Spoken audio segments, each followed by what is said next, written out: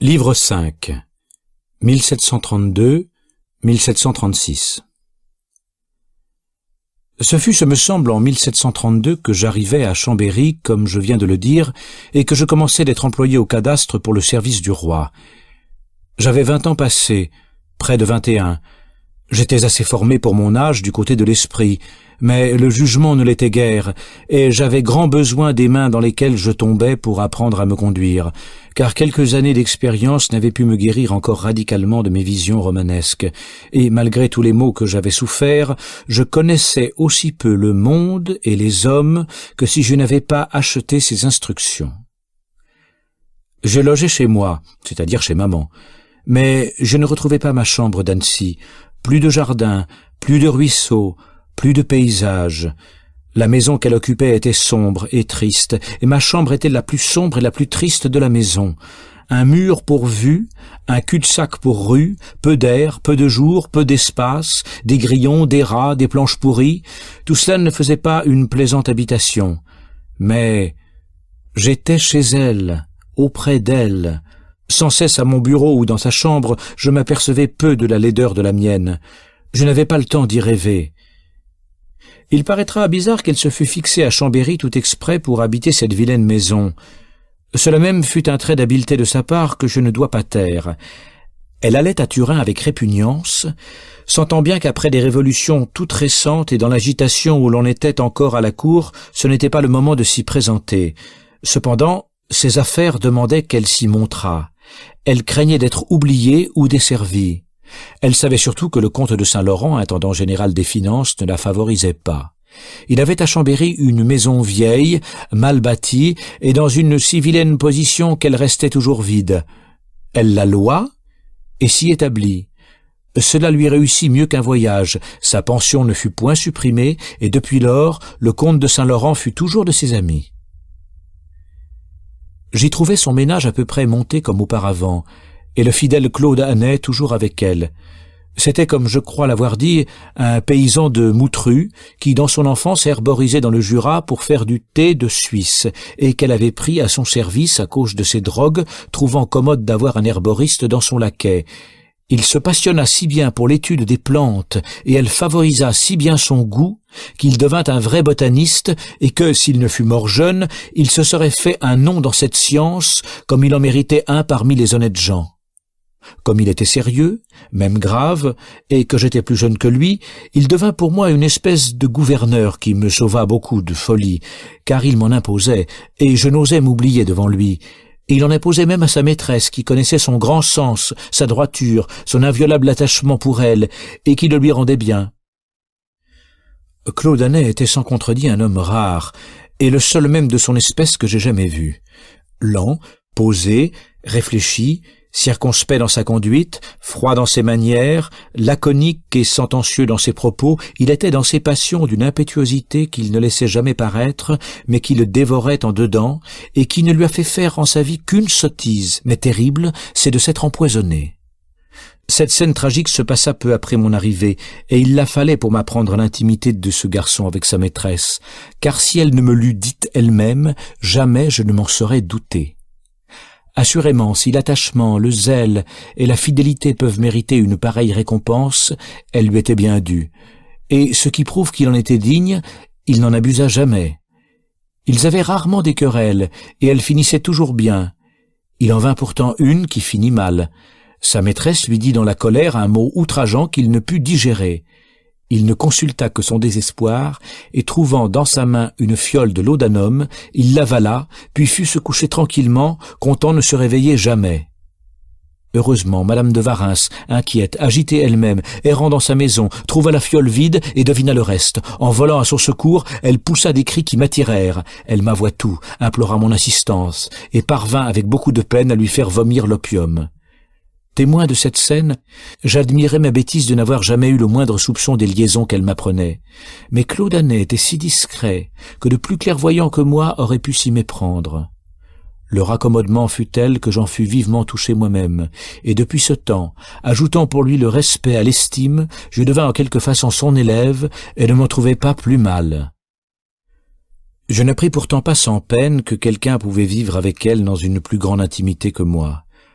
Je n'avais pas songé même à désirer pour moi cette place, mais il m'était dur de la voir remplir par un autre. Cela était fort naturel. Cependant, au lieu de prendre en aversion celui qui me l'avait soufflé, je sentis réellement s'étendre à lui l'attachement que j'avais pour elle. Je désirais sur toute chose qu'elle fût heureuse, et puisqu'elle avait besoin de lui pour l'être, j'étais content qu'il fût heureux aussi. De son côté, il entrait parfaitement dans les vues de sa maîtresse, et prit en sincère amitié l'ami qu'elle s'était choisi. Sans affecter avec moi l'autorité que son poste le mettait en droit de prendre, il prit naturellement celle que son jugement lui donnait sur le mien. Je n'osais rien faire qu'il parût désapprouver, et il ne désapprouvait que ce qui était mal. Nous vivions ainsi dans une union qui nous rendait tous heureux, et que la mort seule a pu détruire. Une des preuves de l'excellence du caractère de cette aimable femme est que tous ceux qui l'aimaient s'aimaient entre eux. La jalousie, la rivalité même cédaient au sentiment dominant qu'elle inspirait, et je n'ai jamais vu aucun de ceux qui l'entouraient se vouloir du mal l'un à l'autre. Que ceux qui me lisent suspendent un moment leur lecture à cet éloge, et s'ils trouvent en y pensant quelque autre femme dont ils puissent en dire autant, qu'ils s'attachent à elle pour le repos de leur vie, fût-elle au reste la dernière des catins. Ici commence, depuis mon arrivée à Chambéry jusqu'à mon départ pour Paris, en 1741, un intervalle de 8 ou 9 ans, durant lequel j'aurai peu d'événements à dire parce que ma vie a été aussi simple que douce. Et cette uniformité était précisément ce dont j'avais le plus grand besoin pour achever de former mon caractère, que des troubles continuels empêchaient de se fixer. C'est durant ce précieux intervalle que mon éducation mêlée et sans suite, ayant pris de la consistance, m'a fait ce que je n'ai plus cessé d'être à travers les orages qui m'attendaient. Ce progrès fut insensible et lent, chargé de peu d'événements mémorables, mais il mérite cependant d'être suivi et développé. Au commencement, je n'étais guère occupé que de mon travail. La gêne du bureau ne me laissait pas songer à autre chose. Le peu de temps que j'avais de libre se passait auprès de la bonne maman, et n'ayant pas même celui de lire, la fantaisie ne m'en prenait pas. Mais quand ma besogne, devenue une espèce de routine, occupa moins mon esprit, il reprit ses inquiétudes. La lecture me redevint nécessaire, et comme si ce goût se fût toujours hérité par la difficulté de m'y livrer, il serait redevenu passion, comme chez mon maître, si d'autres goûts, venus à la traverse, n'eussent fait diversion à celui-là. Quoiqu'il ne fallût pas à nos opérations une arithmétique bien transcendante, il en fallait assez pour m'embarrasser quelquefois. Pour vaincre cette difficulté, j'achetais des livres d'arithmétique, et je l'appris bien, car je l'appris seul. L'arithmétique pratique s'étend plus loin qu'on ne pense quand on y veut mettre l'exacte précision. Il y a des opérations d'une longueur extrême, au milieu desquelles j'ai vu quelquefois de bons géomètres s'égarer. La réflexion jointe à l'usage donne des idées nettes, et alors on trouve des méthodes abrégées dont l'invention frappe l'amour-propre, dont la justesse satisfait l'esprit, et qui font faire avec plaisir un travail ingrat par lui-même. Je m'y enfonçais si bien qu'il n'y avait point de question soluble par les seuls chiffres qui m'embarrassa, et maintenant que tout ce que j'ai su s'efface journellement de ma mémoire, cet acquis y demeure encore en partie au bout de 30 ans d'interruption. Il y a quelques jours que dans un voyage que j'ai fait à Davenport chez mon hôte, assistant à la leçon d'arithmétique de ses enfants, j'ai fait sans faute, avec un plaisir incroyable, une opération des plus composées. Il me semblait, en posant mes chiffres, que j'étais encore à Chambéry dans mes heureux jours. C'était revenir de loin sur mes pas. Le lavis des mappes de nos géomètres m'avait aussi rendu le goût du dessin. J'achetais des couleurs, et je me mis à faire des fleurs et des paysages. C'est dommage que je me sois trouvé peu de talent pour cet art. L'inclination y était tout entière. Au milieu de mes crayons et de mes pinceaux, j'aurais passé des mois entiers sans sortir. Cette occupation devenant pour moi trop attachante, on était obligé de m'en arracher. Il en est ainsi de tous les goûts auxquels je commence à me livrer. Ils augmentent, deviennent passion, et bientôt je ne vois plus rien au monde que l'amusement dont je suis occupé. L'âge ne m'a pas guéri de ce défaut, il ne l'a pas diminué même, et maintenant que j'écris ceci, me voilà comme un vieux radoteur engoué d'une autre étude inutile où je n'entends rien, et que ceux-mêmes qui s'y sont livrés dans leur jeunesse sont forcés d'abandonner à l'âge où je la veux commencer. C'est alors qu'elle eût été à sa place. L'occasion était belle, et j'eus quelque tentation d'en profiter. Le contentement que je voyais dans les yeux d'Annay, revenant chargé de plantes nouvelles, me mit 2 ou 3 fois sur le point d'aller herboriser avec lui. Je suis presque assuré que si j'y avais été une seule fois, cela m'aurait gagné, et je serais peut-être aujourd'hui un grand botaniste, car je ne connais point d'étude au monde qui s'associe mieux avec mes goûts naturels que celle des plantes. Et la vie que je mène depuis 10 ans à la campagne n'est guère qu'une herborisation continuelle, à la vérité sans objet et sans progrès. Mais n'ayant alors aucune idée de la botanique, je l'avais prise en une sorte de mépris et même de dégoût. Je ne la regardais que comme une étude d'apothicaire. Maman, qui l'aimait, n'en faisait pas elle-même un autre usage. Elle ne recherchait que les plantes usuelles pour les appliquer à ses drogues. Ainsi, la botanique, la chimie et l'anatomie, confondues dans mon esprit sous le nom de médecine, ne servaient qu'à me fournir des sarcasmes plaisants toute la journée et à m'attirer des soufflets de temps en temps. D'ailleurs, un goût différent et trop contraire à celui-là croissait par degrés et bientôt absorba tous les autres. Je parle de la musique. Et il faut assurément que je sois né pour cet art, puisque j'ai commencé de l'aimer dès mon enfance, et qu'il est le seul que j'ai aimé constamment dans tous les temps. Ce qu'il y a d'étonnant est qu'un art pour lequel j'étais né m'ait néanmoins tant coûté de peine à apprendre, et avec des succès si lents, qu'après une pratique de toute ma vie, jamais je n'ai pu parvenir à chanter sûrement tout à livre ouvert. Ce qui me rendait surtout alors cette étude agréable était que je la pouvais faire avec maman. Ayant des goûts d'ailleurs fort différents, la musique était pour nous un point de réunion dont j'aimais à faire usage. Elle ne s'y refusait pas. J'étais alors à peu près aussi avancé qu'elle. En 2 ou 3 fois, nous déchiffrions un air. Quelquefois, la voyant empressée autour d'un fourneau, je lui disais « Maman, voici un duo charmant qui m'a bien l'air de faire sentir l'empireux à vos drogues. »« Ah, par ma foi, me disait-elle, si tu me les fais brûler, je te les ferai manger. » Tout en disputant, je l'entraînais à son clavecin. On s'y oubliait. L'extrait de genièvre ou d'absinthe était calciné. Elle m'embarbouillait le visage, et tout cela était délicieux. On voit qu'avec peu de temps de reste, j'avais beaucoup de choses à quoi l'employer. Il me vint pourtant encore un amusement de plus qui fit bien valoir tous les autres. Nous occupions un cachot si étouffé qu'on avait besoin quelquefois d'aller prendre l'air sur la terre. Annay engagea maman à louer, dans un faubourg, un jardin pour y mettre des plantes. À ce jardin était jointe une guinguette assez jolie, qu'on meubla suivant l'ordonnance, on y mit un lit. Nous allions souvent y dîner, et j'y couchais quelquefois. Insensiblement, je m'engouais de cette petite retraite. J'y mis quelques livres, beaucoup d'estampes. Je passais une partie de mon temps à l'orner et à y préparer à maman quelques surprises agréables lorsqu'elle s'y venait promener. Je la quittais pour venir m'occuper d'elle, pour y penser avec plus de plaisir. Autre caprice que je n'excuse ni n'explique, mais que j'avoue parce que la chose était ainsi. Je me souviens qu'une fois Madame de Luxembourg me parlait en raillant d'un homme qui quittait sa maîtresse pour lui écrire.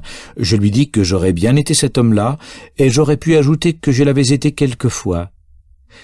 Je n'ai pourtant jamais senti près de maman ce besoin de m'éloigner d'elle pour l'aimer davantage, car tête à tête avec elle, j'étais aussi parfaitement à mon aise que si j'eusse été seul, et cela ne m'est jamais arrivé près de personne autre, ni homme ni femme, quelque attachement que j'ai eu pour eux. Mais elle était si souvent entourée de gens qui me convenaient si peu, que le dépit et l'ennui me chassaient dans mon asile, où je l'avais comme je la voulais, sans crainte que les importuns vinssent nous y suivre. Tandis qu'ainsi partagé entre le travail, le plaisir et l'instruction, je vivais dans le plus doux repos, l'Europe n'était pas si tranquille que moi. La France et l'empereur venaient de s'entre-déclarer la guerre. Le roi de Sardaigne était entré dans la querelle, et l'armée française filait en Piémont pour entrer dans le Milanais. Il en passa une colonne par Chambéry, et entre autres le régiment de Champagne dont était colonel monsieur le duc de la Trémouille, auquel je fus présenté, qui me promit beaucoup de choses, et qui sûrement n'a jamais repensé à moi. Notre petit jardin était précisément au haut du faubourg par lequel entraient les troupes, de sorte que je me rassasiais du plaisir d'aller les voir passer, et je me passionnais pour le succès de cette guerre comme s'il m'eût beaucoup intéressé. Jusque-là, je ne m'étais pas encore avisé de songer aux affaires publiques, et je me mis à lire les gazettes pour la première fois, mais avec une telle partialité pour la France que le cœur me battait de joie à ses moindres avantages, et que ses revers m'affligeaient comme s'ils fussent tombés sur moi. Si cette folie n'eût été que passagère, je ne daignerais pas en parler, mais elle s'est tellement enracinée dans mon cœur sans aucune raison, que lorsque j'ai fait dans la suite à Paris l'antidespote et le fier républicain, je sentais, en dépit de moi-même, une prédilection secrète pour cette même nation que je trouvais servile et pour ce gouvernement que j'affectais de fronder. Ce qu'il y avait de plaisant était qu'ayant honte d'un penchant si contraire à mes maximes, je n'osais l'avouer à personne, et je raillais les Français de leur défaite, tandis que le cœur m'en saignait plus qu'à eux. Je suis sûrement le seul qui, vivant chez une nation qui le traitait bien et qui l'adorait, se soit fait chez elle un faux air de la dédaigner. Enfin, ce penchant s'est trouvé si désintéressé de ma part, si fort, si constant, si invincible, que même, depuis ma sortie du royaume, depuis que le gouvernement, les magistrats, les auteurs s'y sont à l'envi déchaînés contre moi, depuis qu'il est devenu de bon air de m'accabler d'injustice et d'outrage, je n'ai pu me guérir de ma folie. Je les aime en dépit de moi, quoiqu'ils me maltraitent. J'ai cherché longtemps la cause de cette partialité, et je n'ai pu la trouver que dans l'occasion qui la vit naître. Un goût croissant pour la littérature m'attachait aux livres français, aux auteurs de ces livres, au pays de ces auteurs. Au moment même que défilait sous mes yeux l'armée française, je lisais Les Grands Capitaines de Brantôme. J'avais la tête pleine des Clisson, des Bayard, des Lautrec, des Coligny, des Montmorency, des La Trémouille, et je m'affectionnais à leurs descendants comme aux héritiers de leur mérite et de leur courage. À chaque régiment qui passait, je croyais revoir ces fameuses bandes noires qui jadis avaient fait tant d'exploits en Piémont. Enfin, j'appliquais à ce que je voyais les idées que je puisais dans les livres. Mes lectures continuées et toujours tirées de la même nation nourrissaient mon affection pour elle et m'en firent une passion aveugle que rien n'a pu surmonter. J'ai eu dans la suite occasion de remarquer dans mes voyages que cette impression ne m'était pas particulière et qu'agissant plus ou moins dans tous les pays sur la partie de la nation qui aimait la lecture et qui cultivait les lettres, elle balançait la haine générale qu'inspire l'air avantageux des Français. Les romans, plus que les hommes, leur attachent les femmes de tous les pays. Leurs chefs-d'œuvre dramatiques affectionnent la jeunesse à leur théâtre. La célébrité de celui de Paris y attire des foules d'étrangers qui en reviennent enthousiastes. Enfin, l'excellent goût de leur littérature leur soumet tous les esprits qui en ont. Et, dans la guerre si malheureuse dont ils sortent, j'ai vu leurs auteurs et leurs philosophes soutenir la gloire du nom français terni par leurs guerriers. J'étais donc français ardent. Et cela me rendit nouvelliste. J'allais avec la foule des gobe-mouches attendre sur la place l'arrivée des courriers, et, plus bête que l'âne de la fable, je m'inquiétais beaucoup pour savoir de quel maître j'aurais l'honneur de porter le bas, car on prétendait alors que nous appartiendrions à la France, et l'on faisait de la Savoie un échange pour le Milanais. Il faut pourtant convenir que j'avais quelques sujets de crainte, car si cette guerre eût mal tourné pour les Alliés, la pension de maman courait un grand risque. Mais j'étais plein de confiance dans mes bons amis. Et pour le coup, malgré la surprise de M. de Broglie, cette confiance ne fut pas trompée grâce au roi de Sardaigne à qui je n'avais pas pensé. Tandis qu'on se battait en Italie, on chantait en France.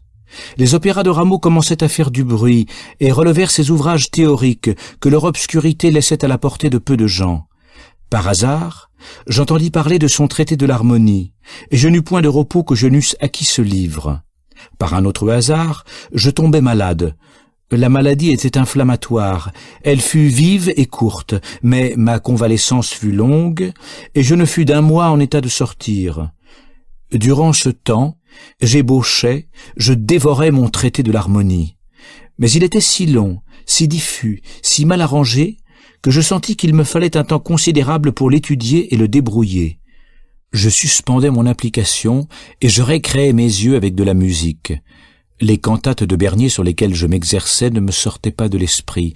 J'en appris par cœur 4 ou 5, entre autres celle des Amours dormants, que je n'ai pas revue depuis ce temps-là et que je sais encore presque tout entière. De même que L'amour piqué par une abeille, très jolie cantate de Clérambault, que j'appris à peu près dans le même temps. Pour m'achever, il arriva de la Val d'Aoste un jeune organiste appelé l'abbé Palais, bon musicien, bon homme, et qui accompagnait très bien du clavecin. Je fais connaissance avec lui. Nous voilà inséparables. Il était l'élève d'un moine italien grand organiste. Il me parlait de ses principes. Je les comparais avec ceux de mon rameau. Je remplissais ma tête d'accompagnement, d'accords, d'harmonie. Il fallait se former l'oreille à tout cela. Je proposais à maman un petit concert tous les mois. Elle y consentit. Me voilà si plein de ce concert que ni jour ni nuit je ne m'occupais d'autre chose. Et réellement cela m'occupait, et beaucoup, pour rassembler la musique, les concertants, les instruments, tirer les parties, etc. Maman chantait, le père Caton dont j'ai parlé et dont j'ai à parler encore, chantait aussi. Un maître à danser appelé Roche et son fils jouaient du violon.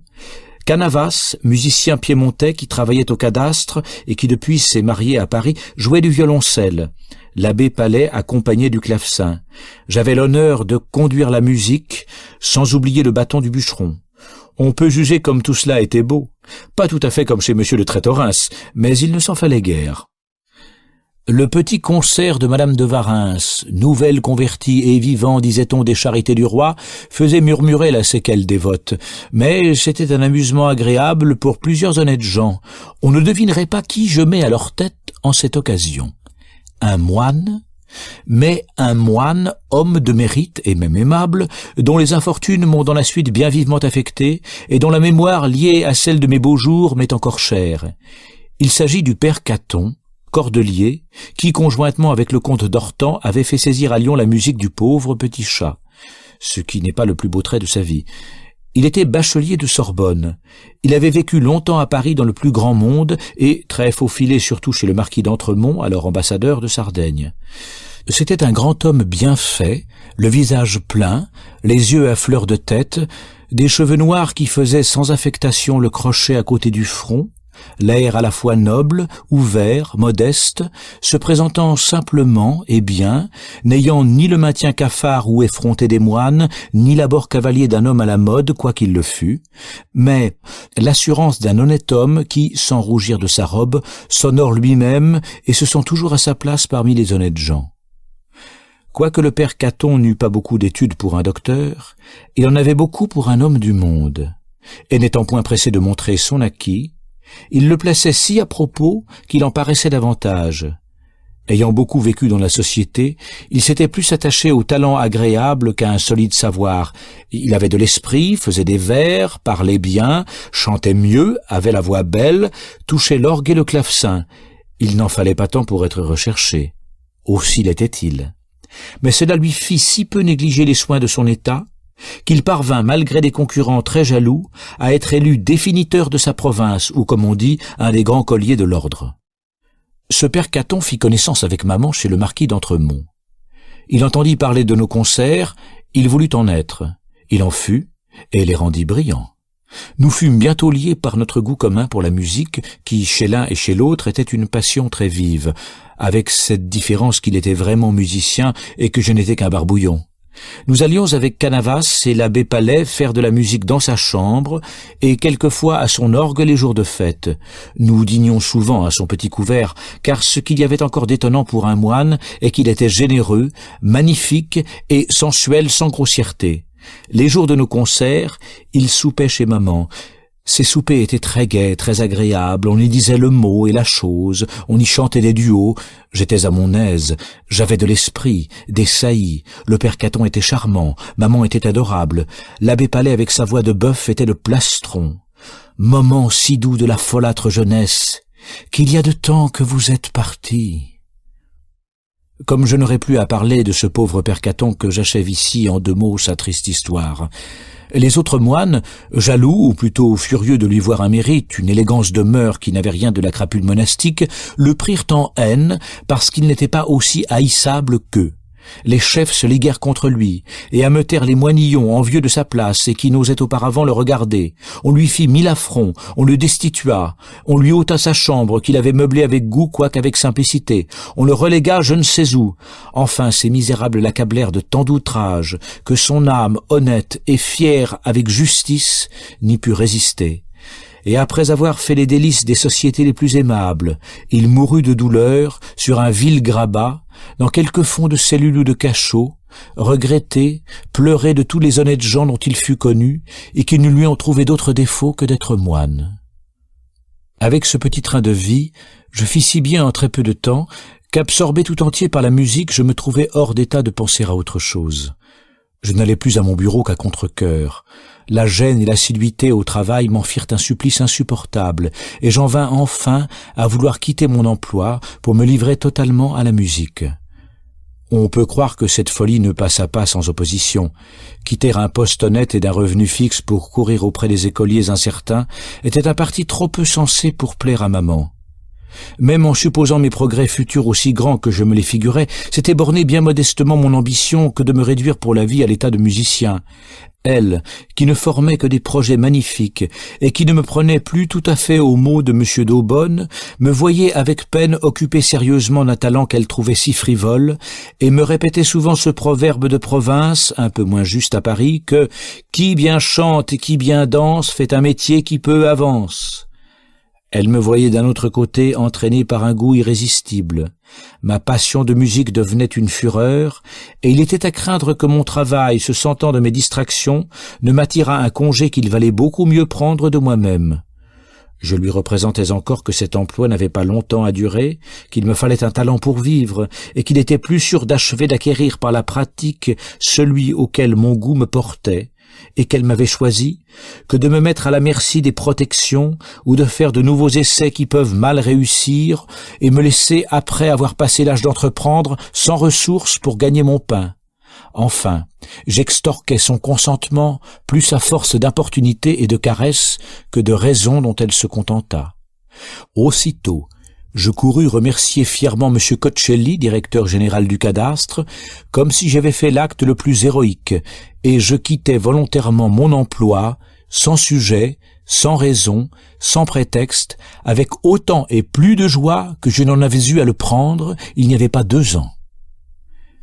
Cette démarche, toute folle qu'elle était, m'attira dans le pays une sorte de considération qui me fut utile. Les uns me supposèrent des ressources que je n'avais pas, d'autres, me voyant livré tout à fait à la musique, jugèrent de mon talent par mon sacrifice et crurent qu'avec tant de passion pour cet art, je devais le posséder supérieurement. Dans le royaume des aveugles, les borgnes sont rois. Je passais là pour un bon maître, parce qu'il n'y en avait que de mauvais. Ne manquant pas au reste d'un certain goût de chant, favorisé d'ailleurs par mon âge et par ma figure, j'eus bientôt plus d'écolières qu'il ne m'en fallait pour remplacer ma paye de secrétaire. Il est certain que pour l'agrément de la vie, on ne pouvait passer plus rapidement d'une extrémité à l'autre. Au cadastre, occupé 8 heures par jour du plus maussade travail, ayant des gens encore plus maussades, enfermés dans un triste bureau empuanti de la laine et de la sueur de tous ces manants, la plupart fort mal peignés et fort mal propres, je me sentais quelquefois accablé jusqu'au vertige par l'attention, l'odeur, la gêne et l'ennui. Au lieu de cela, me voilà tout à coup jeté parmi le beau monde, admis, recherché dans les meilleures maisons, partout un accueil gracieux, caressant, un air de fête, d'aimables demoiselles bien parées m'attendent, me reçoivent avec empressement, je ne vois que des objets charmants, je ne sens que la rose et la fleur d'orange, on chante, on cause, on rit, on s'amuse, je ne sors de là que pour aller ailleurs en faire autant. On conviendra qu'à égalité dans les avantages, il n'y a pas à balancer dans le choix. Aussi me trouvais-je si bien du mien qu'il ne m'est arrivé jamais de m'en repentir, et je ne m'en repens pas même en ce moment où je pèse au poids de la raison les actions de ma vie et où je suis délivré des motifs peu sensés qui m'ont entraîné. Voilà presque l'unique fois qu'en écoutant que mes penchants, je n'ai pas vu tromper mon attente. L'accueil aisé, l'esprit liant, l'humeur facile des habitants du pays me rendit le commerce du monde aimable, et le goût que j'y pris alors m'a bien prouvé que si je n'aime pas à vivre parmi les hommes, c'est moins ma faute que la leur. C'est dommage que les Savoyards ne soient pas riches, ou peut-être serait-ce dommage qu'ils le fussent, car tels qu'ils sont, c'est le meilleur et le plus sociable peuple que je connaisse. S'il est une petite ville au monde où l'on goûte la douceur de la vie dans un commerce agréable et sûr, c'est Chambéry. La noblesse de la province qui s'y rassemble n'a que ce qu'il faut de bien pour vivre, elle n'en a pas assez pour parvenir, et ne pouvant se livrer à l'ambition, elle suit par nécessité le conseil de Cinéas. Elle dévoue sa jeunesse à l'état militaire, puis revient vieillir paisiblement chez soi. L'honneur et la raison président à ce partage. Les femmes sont belles et pourraient se passer de l'être. Elles ont tout ce qui peut faire valoir la beauté et même y suppléer. Il est singulier qu'appelé par mon état à voir beaucoup de jeunes filles, je ne me rappelle pas d'en avoir vu à Chambéry une seule qui ne fût pas charmante.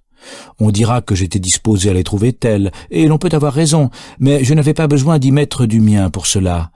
Je ne puis en vérité me rappeler sans plaisir le souvenir de mes jeunes écolières.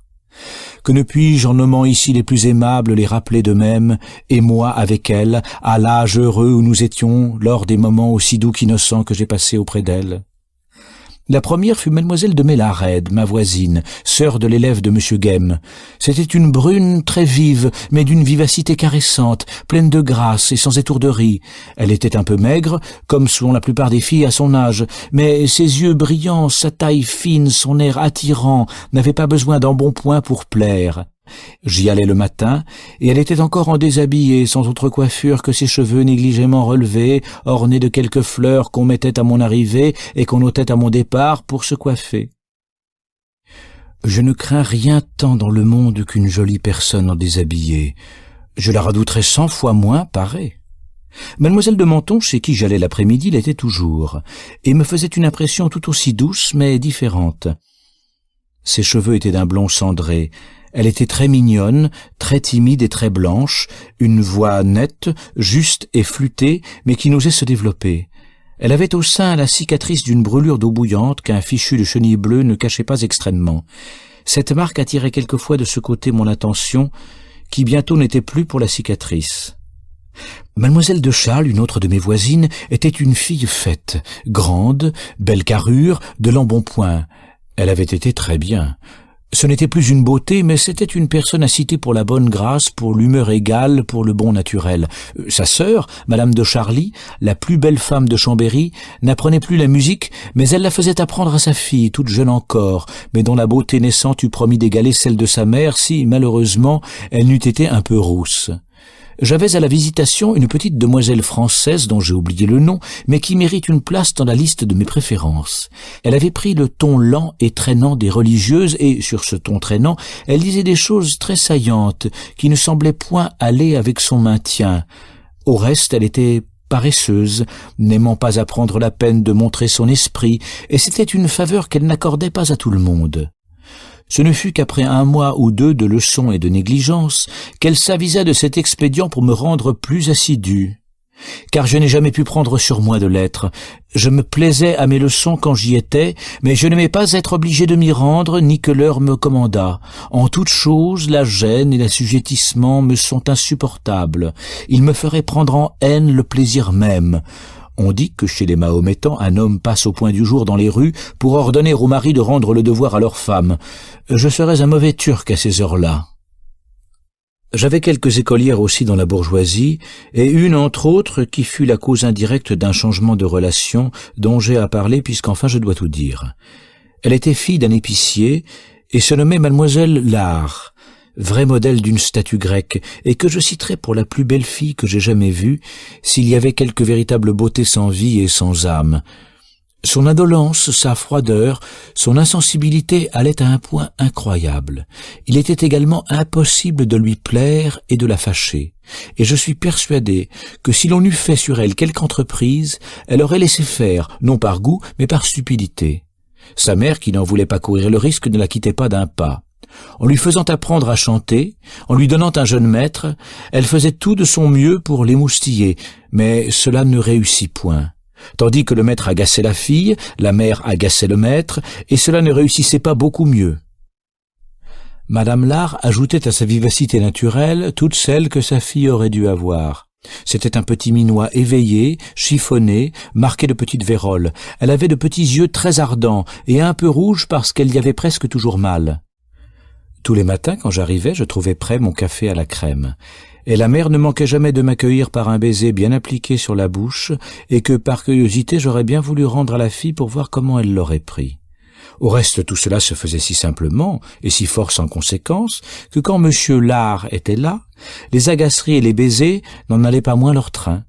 C'était une bonne pâte d'homme, le vrai père de sa fille, et que sa femme ne trompait pas parce qu'il n'en était pas besoin. Je me prêtais à toutes ces caresses avec ma balourdise ordinaire, les prenant tout bonnement pour des marques de pure amitié.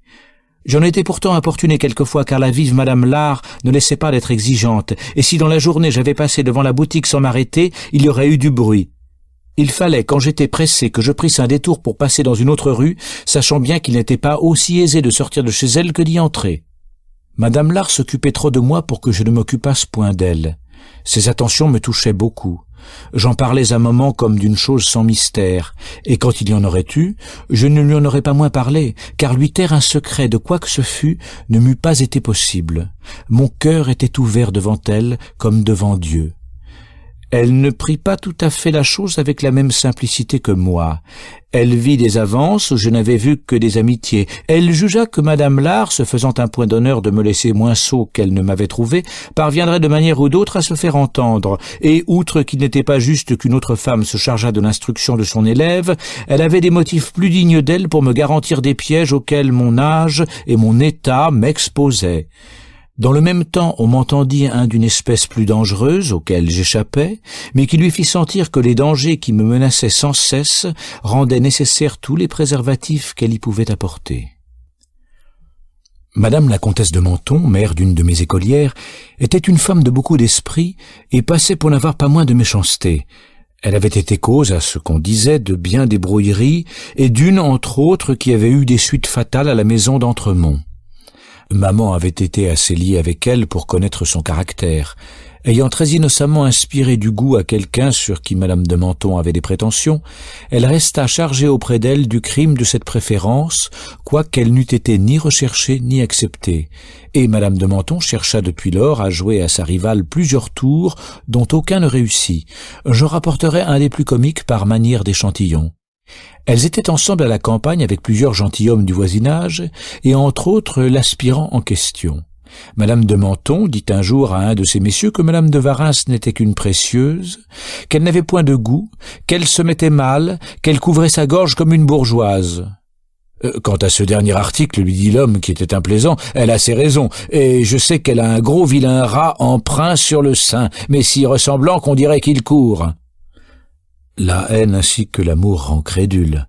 Madame de Menthon résolut de tirer parti de cette découverte, et un jour que maman était au jeu avec l'ingrat favori de la dame, celle-ci prit son temps pour passer derrière sa rivale, puis, renversant à demi sa chaise, elle découvrit adroitement son mouchoir. Mais au lieu du gros rat, le monsieur ne vit qu'un objet fort différent, qu'il n'était pas plus aisé d'oublier que de voir, et cela ne fit pas le compte de la dame.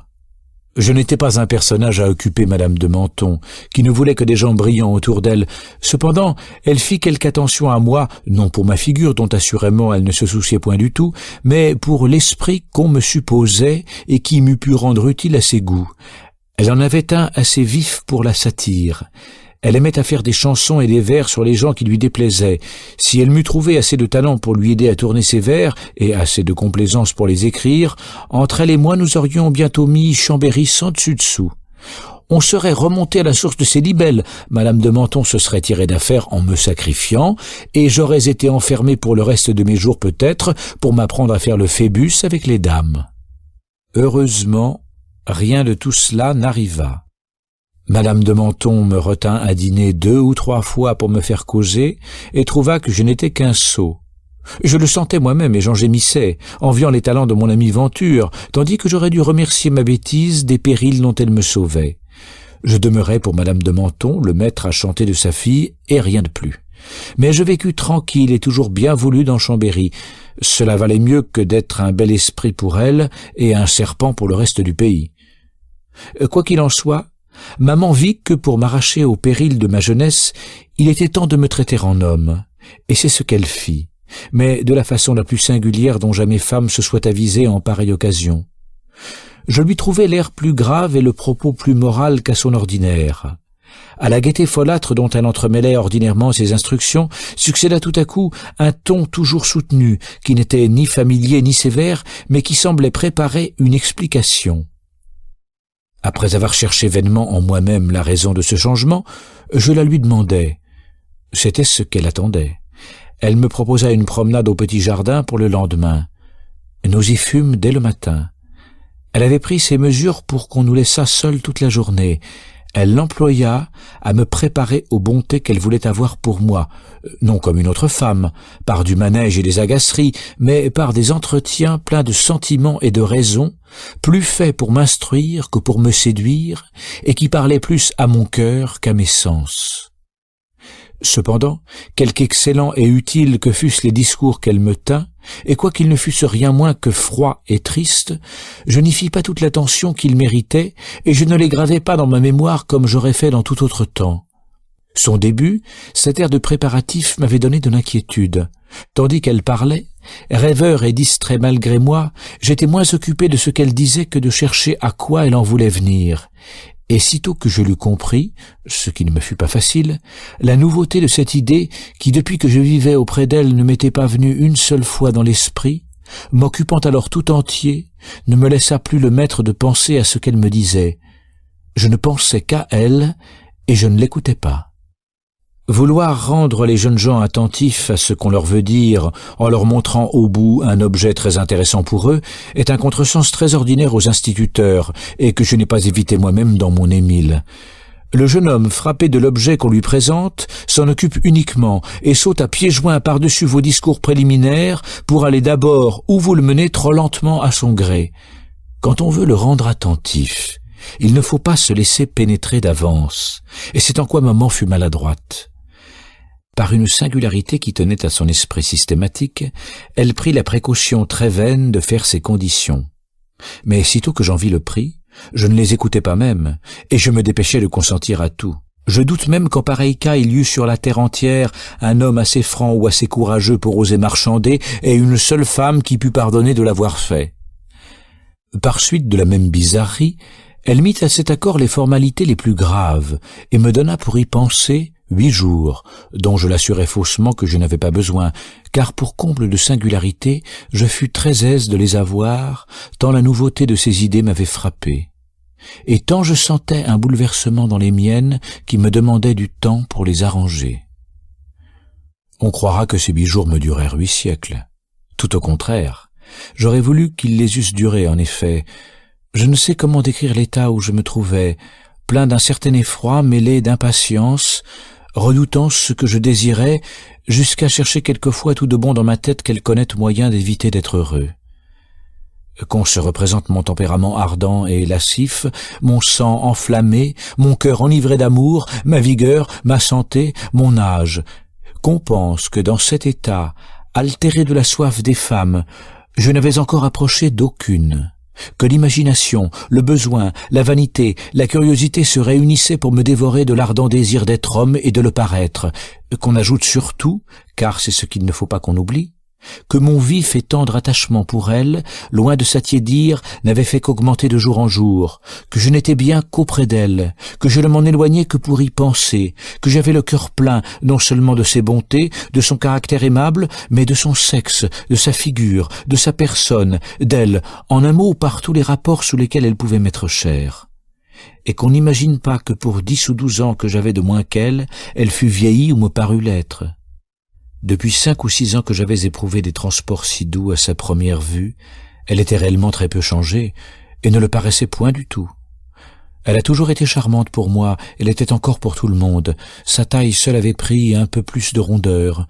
Du reste, c'était le même œil, le même teint, le même sein, les mêmes traits, les mêmes beaux cheveux blonds, la même gaieté, tout jusqu'à la même voix, cette voix argentée de la jeunesse qui fit toujours sur moi tant d'impression, qu'encore aujourd'hui je ne puis entendre sans émotion le son d'une jolie voix de fille. Naturellement, ce que j'avais à craindre dans l'attente de la possession d'une personne si chérie était de l'anticiper et de ne pouvoir assez gouverner mes désirs et mon imagination pour rester maître de moi-même. On verra que dans un âge avancé, la seule idée de quelque légère faveur qui m'attendait près de la personne aimée allumait mon sang à tel point qu'il m'était impossible de faire impunément le court trajet qui me séparait d'elle. Comment, par quel prodige, dans la fleur de ma jeunesse, eus-je si peu d'empressement pour la première jouissance ? Comment pus-je en voir approcher l'heure avec plus de peine que de plaisir? Comment, au lieu des délices qui devaient m'enivrer, sentais-je presque de la répugnance et des craintes? Il n'y a point à douter que si j'avais pu me dérober à mon bonheur avec bienséance, je ne l'eusse fait de tout mon cœur. J'ai promis des bizarreries dans l'histoire de mon attachement pour elle, en voilà sûrement une à laquelle on ne s'attendait pas. Le lecteur déjà révolté juge qu'étant possédée par un autre homme, elle se dégradait à mes yeux en se partageant et qu'un sentiment de mésestime attiédissait ceux qu'elle m'avait inspirés. Il se trompe. Ce partage, il est vrai, me faisait une cruelle peine, tant par une délicatesse fort naturelle que parce qu'en effet, je le trouvais peu digne d'elle et de moi. Mais quant à mes sentiments pour elle, ils ne les altéraient point, et je peux jurer que jamais je ne l'aimais plus tendrement que quand je désirais si peu la posséder. Je connaissais trop son cœur chaste et son tempérament de glace pour croire un moment que le plaisir des sens eût aucune part à cet abandon d'elle-même. J'étais parfaitement sûr que le seul soin de m'arracher à des dangers autrement presque inévitables et de me conserver tout entier à moi et à mes devoirs lui en faisait enfreindre un qu'elle ne regardait pas du même œil que les autres femmes, comme il sera dit ci-après. Je la plaignais et je me plaignais. J'aurais voulu lui dire « Non, maman, il n'est pas nécessaire, je vous réponds de moi sans cela ». Mais je n'osais, premièrement parce que ce n'était pas une chose à dire, et puis parce qu'au fond je sentais que cela n'était pas vrai, et qu'en effet il n'y avait qu'une femme qui pût me garantir des autres femmes et me mettre à l'épreuve des tentations. Sans désirer de la posséder, j'étais bien aise qu'elle m'ôtât le désir d'en posséder d'autres, tant je regardais tout ce qui pouvait me distraire d'elle comme un malheur. La longue habitude de vivre ensemble et d'y vivre innocemment, loin d'affaiblir mes sentiments pour elle, les avait renforcés, mais leur avait en même temps donné une autre tournure qui les rendait plus affectueux, plus tendres peut-être, mais moins sensuels. À force de l'appeler maman, à force d'user avec elle de la familiarité d'un fils, je m'étais accoutumé à me regarder comme tel.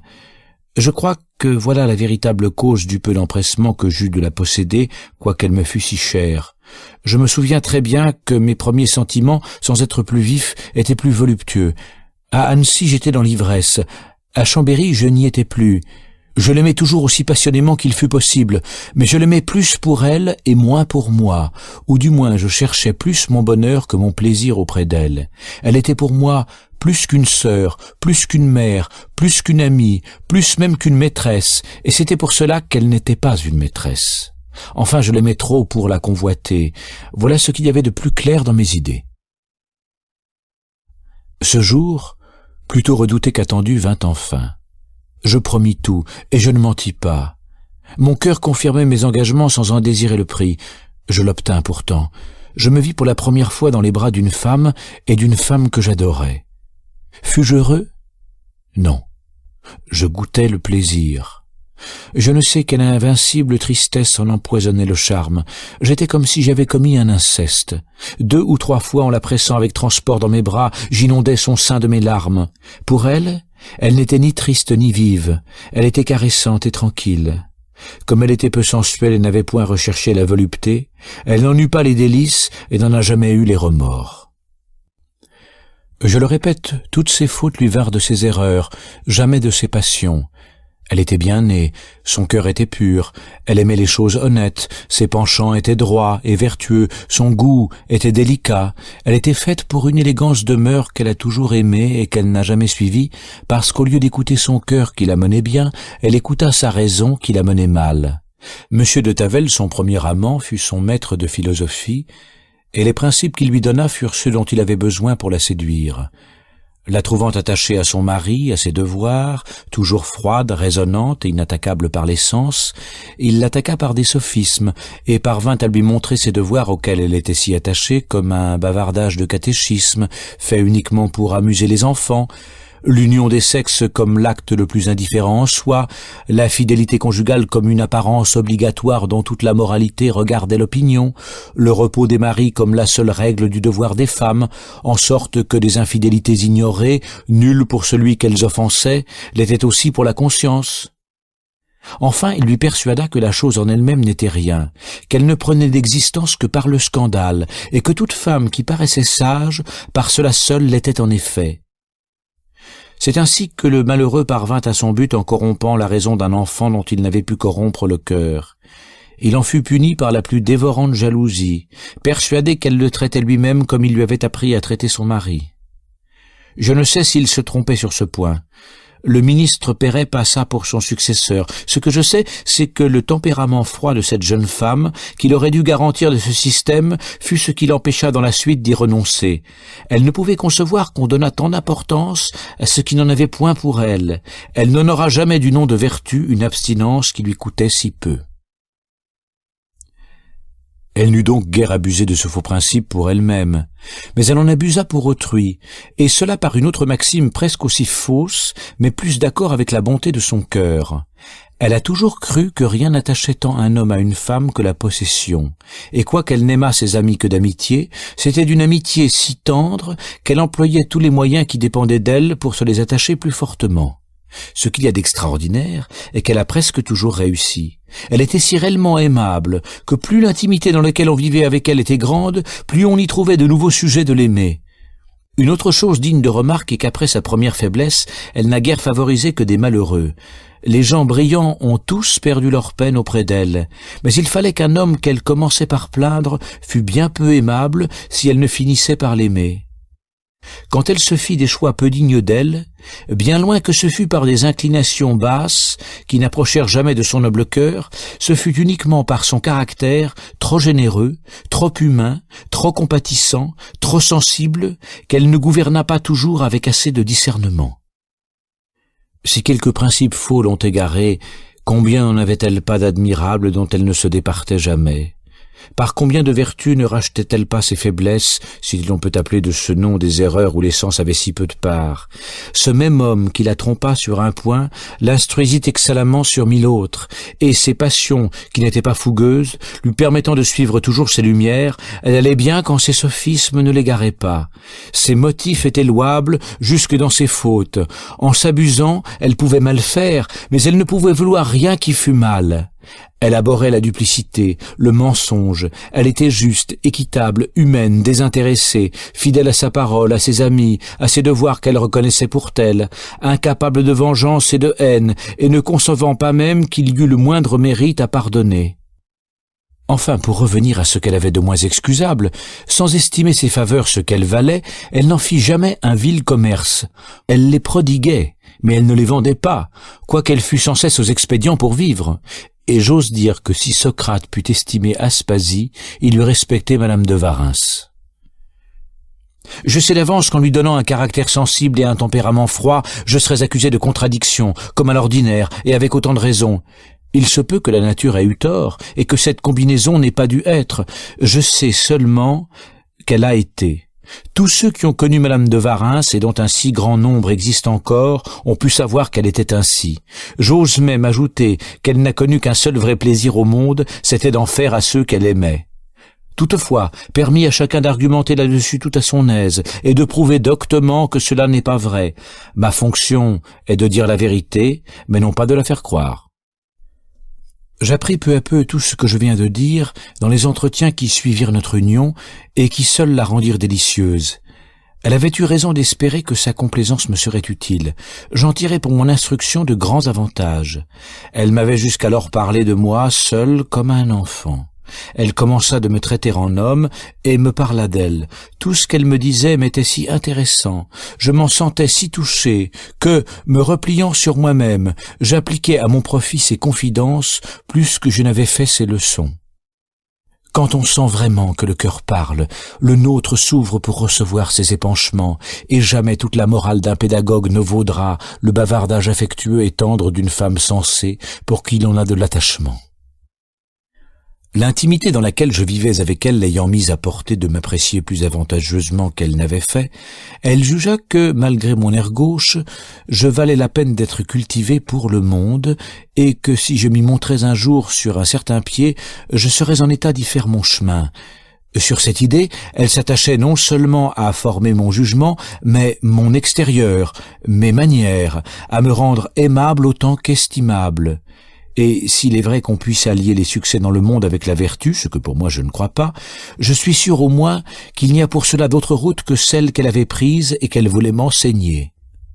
Car Madame de Warrens connaissait les hommes et savait supérieurement l'art de traiter avec eux, sans mensonge et sans imprudence, sans les tromper et sans les fâcher. Mais cet art était dans son caractère bien plus que dans ses leçons.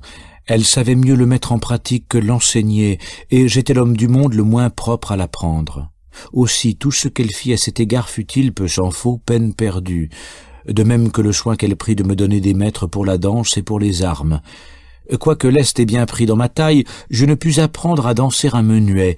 J'avais tellement pris à cause de mes corps l'habitude de marcher du talon que roche ne put me la faire perdre, et jamais, avec l'air assez ingambe, je n'ai pu sauter un médiocre fossé.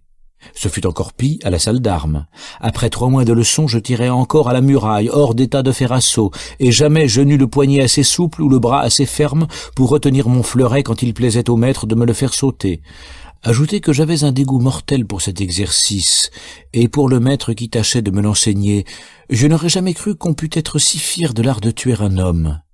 Pour mettre son vaste génie à ma portée, il ne s'exprimait que par des comparaisons tirées de la musique qu'il ne savait point. Il trouvait des analogies frappantes entre les bottes de tierces et de cartes et les intervalles musicaux du même nom. Quand il voulait faire une feinte, il me disait de prendre garde à ce dièse, parce qu'anciennement les dièses s'appelaient des feintes. Quand il m'avait fait sauter de la main mon fleuret, il disait en ricanant que c'était une pause. Enfin, je ne vis de ma vie un pédant plus insupportable que ce pauvre homme avec son plumet et son plastron. Je fis donc peu de progrès dans mes exercices, que je quittai bientôt par pur dégoût. Mais j'en fis davantage dans un art plus utile, celui d'être content de mon sort, et de n'en pas désirer un plus brillant, pour lequel je commençais à sentir que je n'étais pas né. Livré tout entier au désir de rendre à maman la vie heureuse, je me plaisais toujours plus auprès d'elle, et quand il fallait m'en éloigner pour courir en ville, malgré ma passion pour la musique, je commençais à sentir la gêne de mes leçons. J'ignore si Claude Annès s'aperçut de l'intimité de notre commerce. J'ai lieu de croire qu'il ne lui fut pas caché. C'était un garçon très clairvoyant, mais très discret, qui ne parlait jamais contre sa pensée, mais qui ne la disait pas toujours. Sans me faire le moindre semblant qu'il fût instruit, par sa conduite il paraissait l'être. Et cette conduite ne venait sûrement pas de bassesse d'âme, mais de ce qu'étant entré dans les principes de sa maîtresse, il ne pouvait désapprouver qu'elle agît conséquemment. Quoiqu'aussi jeune qu'elle, il était si mûr et si grave qu'il nous regardait presque comme 2 enfants dignes d'indulgence, et nous le regardions l'un et l'autre comme un homme respectable dont nous avions l'estime à ménager. Ce ne fut qu'après qu'elle lui fut infidèle que je connus bien tout l'attachement qu'elle avait pour lui. Comme elle savait que je ne pensais, ne sentais, ne respirais que par elle, elle me montrait combien elle l'aimait, afin que je l'aimasse de même, et elle appuyait encore moins sur son amitié pour lui que sur son estime, parce que c'était le sentiment que je pouvais partager le plus pleinement. Combien de fois elle attendrit nos cœurs et nous fit embrasser avec larmes en nous disant que nous étions nécessaires tous 2 au bonheur de sa vie, et que les femmes qui liront ceci ne sourient pas malignement. Avec le tempérament qu'elle avait, ce besoin n'était pas équivoque, c'était uniquement celui de son cœur. Ainsi s'établit entre nous 3 une société sans autre exemple peut-être sur la terre. Tous nos vœux, nos soins, nos cœurs étaient en commun. Rien n'en passait au-delà de ce petit cercle. L'habitude de vivre ensemble et d'y vivre exclusivement devint si grande que si, dans nos repas, un des 3 manquait, ou qu'il vint un 4e, tout était dérangé, et malgré nos liaisons particulières, les tête-à-tête nous étaient moins doux que la réunion. Ce qui prévenait entre nous la gêne était une extrême confiance réciproque, et ce qui prévenait l'ennui était que nous étions tous fort occupés.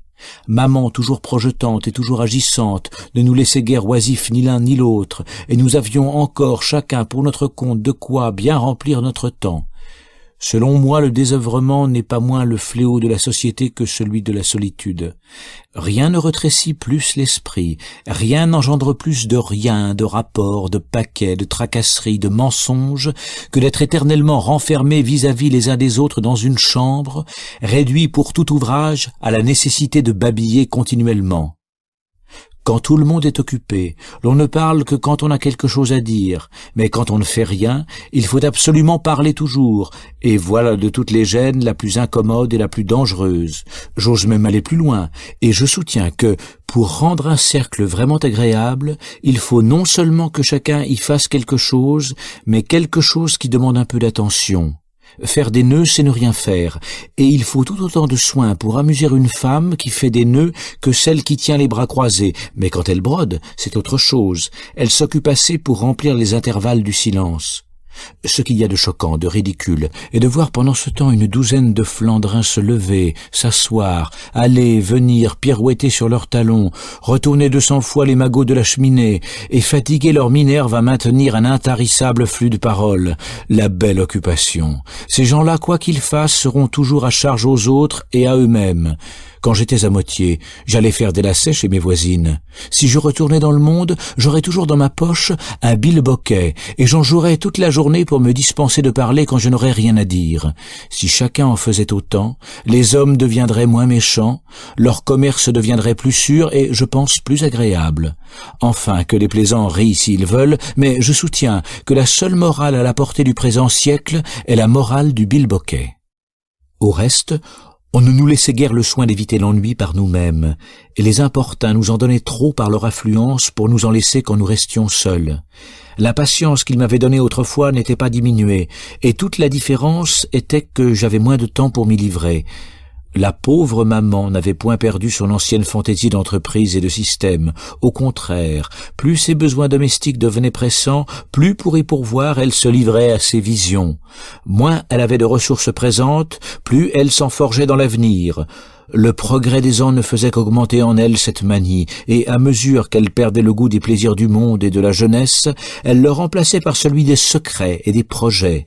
La maison ne désemplissait pas de charlatans, de fabricants, de souffleurs, d'entrepreneurs de toute espèce, qui, distribuant par millions la fortune, finissaient par avoir besoin d'un écu. Aucun ne sortait de chez elle avide, et l'un de mes étonnements est qu'elle ait pu suffire aussi longtemps à tant de profusion, sans en épuiser la source et sans lasser ses créanciers. Le projet dont elle était le plus occupée, au temps dont je parle, et qui n'était pas le plus déraisonnable qu'elle eût formé, était de faire établir à Chambéry un jardin royal de plantes, avec un démonstrateur à pointer, et l'on comprend d'avance à qui cette place était destinée. La position de cette ville au milieu des Alpes était très favorable à la botanique, et maman, qui facilitait toujours un projet par un autre, y joignit celui d'un collège de pharmacie qui véritablement paraissait très utile dans un pays aussi pauvre où les apothicaires sont presque les seuls médecins. La retraite du proto-médecin Grossi à Chambéry après la mort du roi Victor lui parut favoriser beaucoup cette idée et la lui suggéra peut-être. Quoi qu'il en soit, elle se mit à cajoler Grossi, qui pourtant n'était pas trop cajolable, car c'était bien le plus caustique et le plus brutal monsieur que j'ai jamais connu. On en jugera par 2 ou 3 traits que je vais citer pour échantillon. Un jour, il était en consultation avec d'autres médecins, un entre autres qu'on avait fait venir d'Annecy et qui était le médecin ordinaire du malade. Ce jeune homme, encore mal appris pour un médecin, osa n'être pas de l'avis de monsieur le proto. Celui-ci, pour toute réponse, lui demanda quand il s'en retournait, par où il passait et quelle voiture il prenait. L'autre, après l'avoir satisfait, lui demanda à son tour s'il y a quelque chose pour son service. Rien, dit Grossi, sinon que je veux m'en aller mettre à une fenêtre sur votre passage pour avoir le plaisir de voir passer un âne à cheval. » Il était aussi avare que riche et dur. Un de ses amis lui voulut un jour emprunter de l'argent avec de bonne sûreté. « Mon ami, lui dit-il, en lui serrant le bras et grinçant les dents, quand Saint-Pierre descendrait du ciel pour m'emprunter 10 pistoles et qu'il me donnerait la Trinité pour caution, je ne les lui prêterai pas. » Un jour, invité à dîner chez monsieur le comte Picon, gouverneur de Savoie et très dévot, il arrive avant l'heure, et son Excellence, alors occupé à dire le rosaire, lui en propose l'amusement. Ne sachant trop que répondre, il fait une grimace affreuse et se met à genoux. Mais à peine avait-il récité 2 ave que, n'y pouvant plus tenir, il se lève brusquement, prend sa canne et s'en va sans mot dire. Le comte Picon court après lui et lui crie « Monsieur Grossi, restez donc.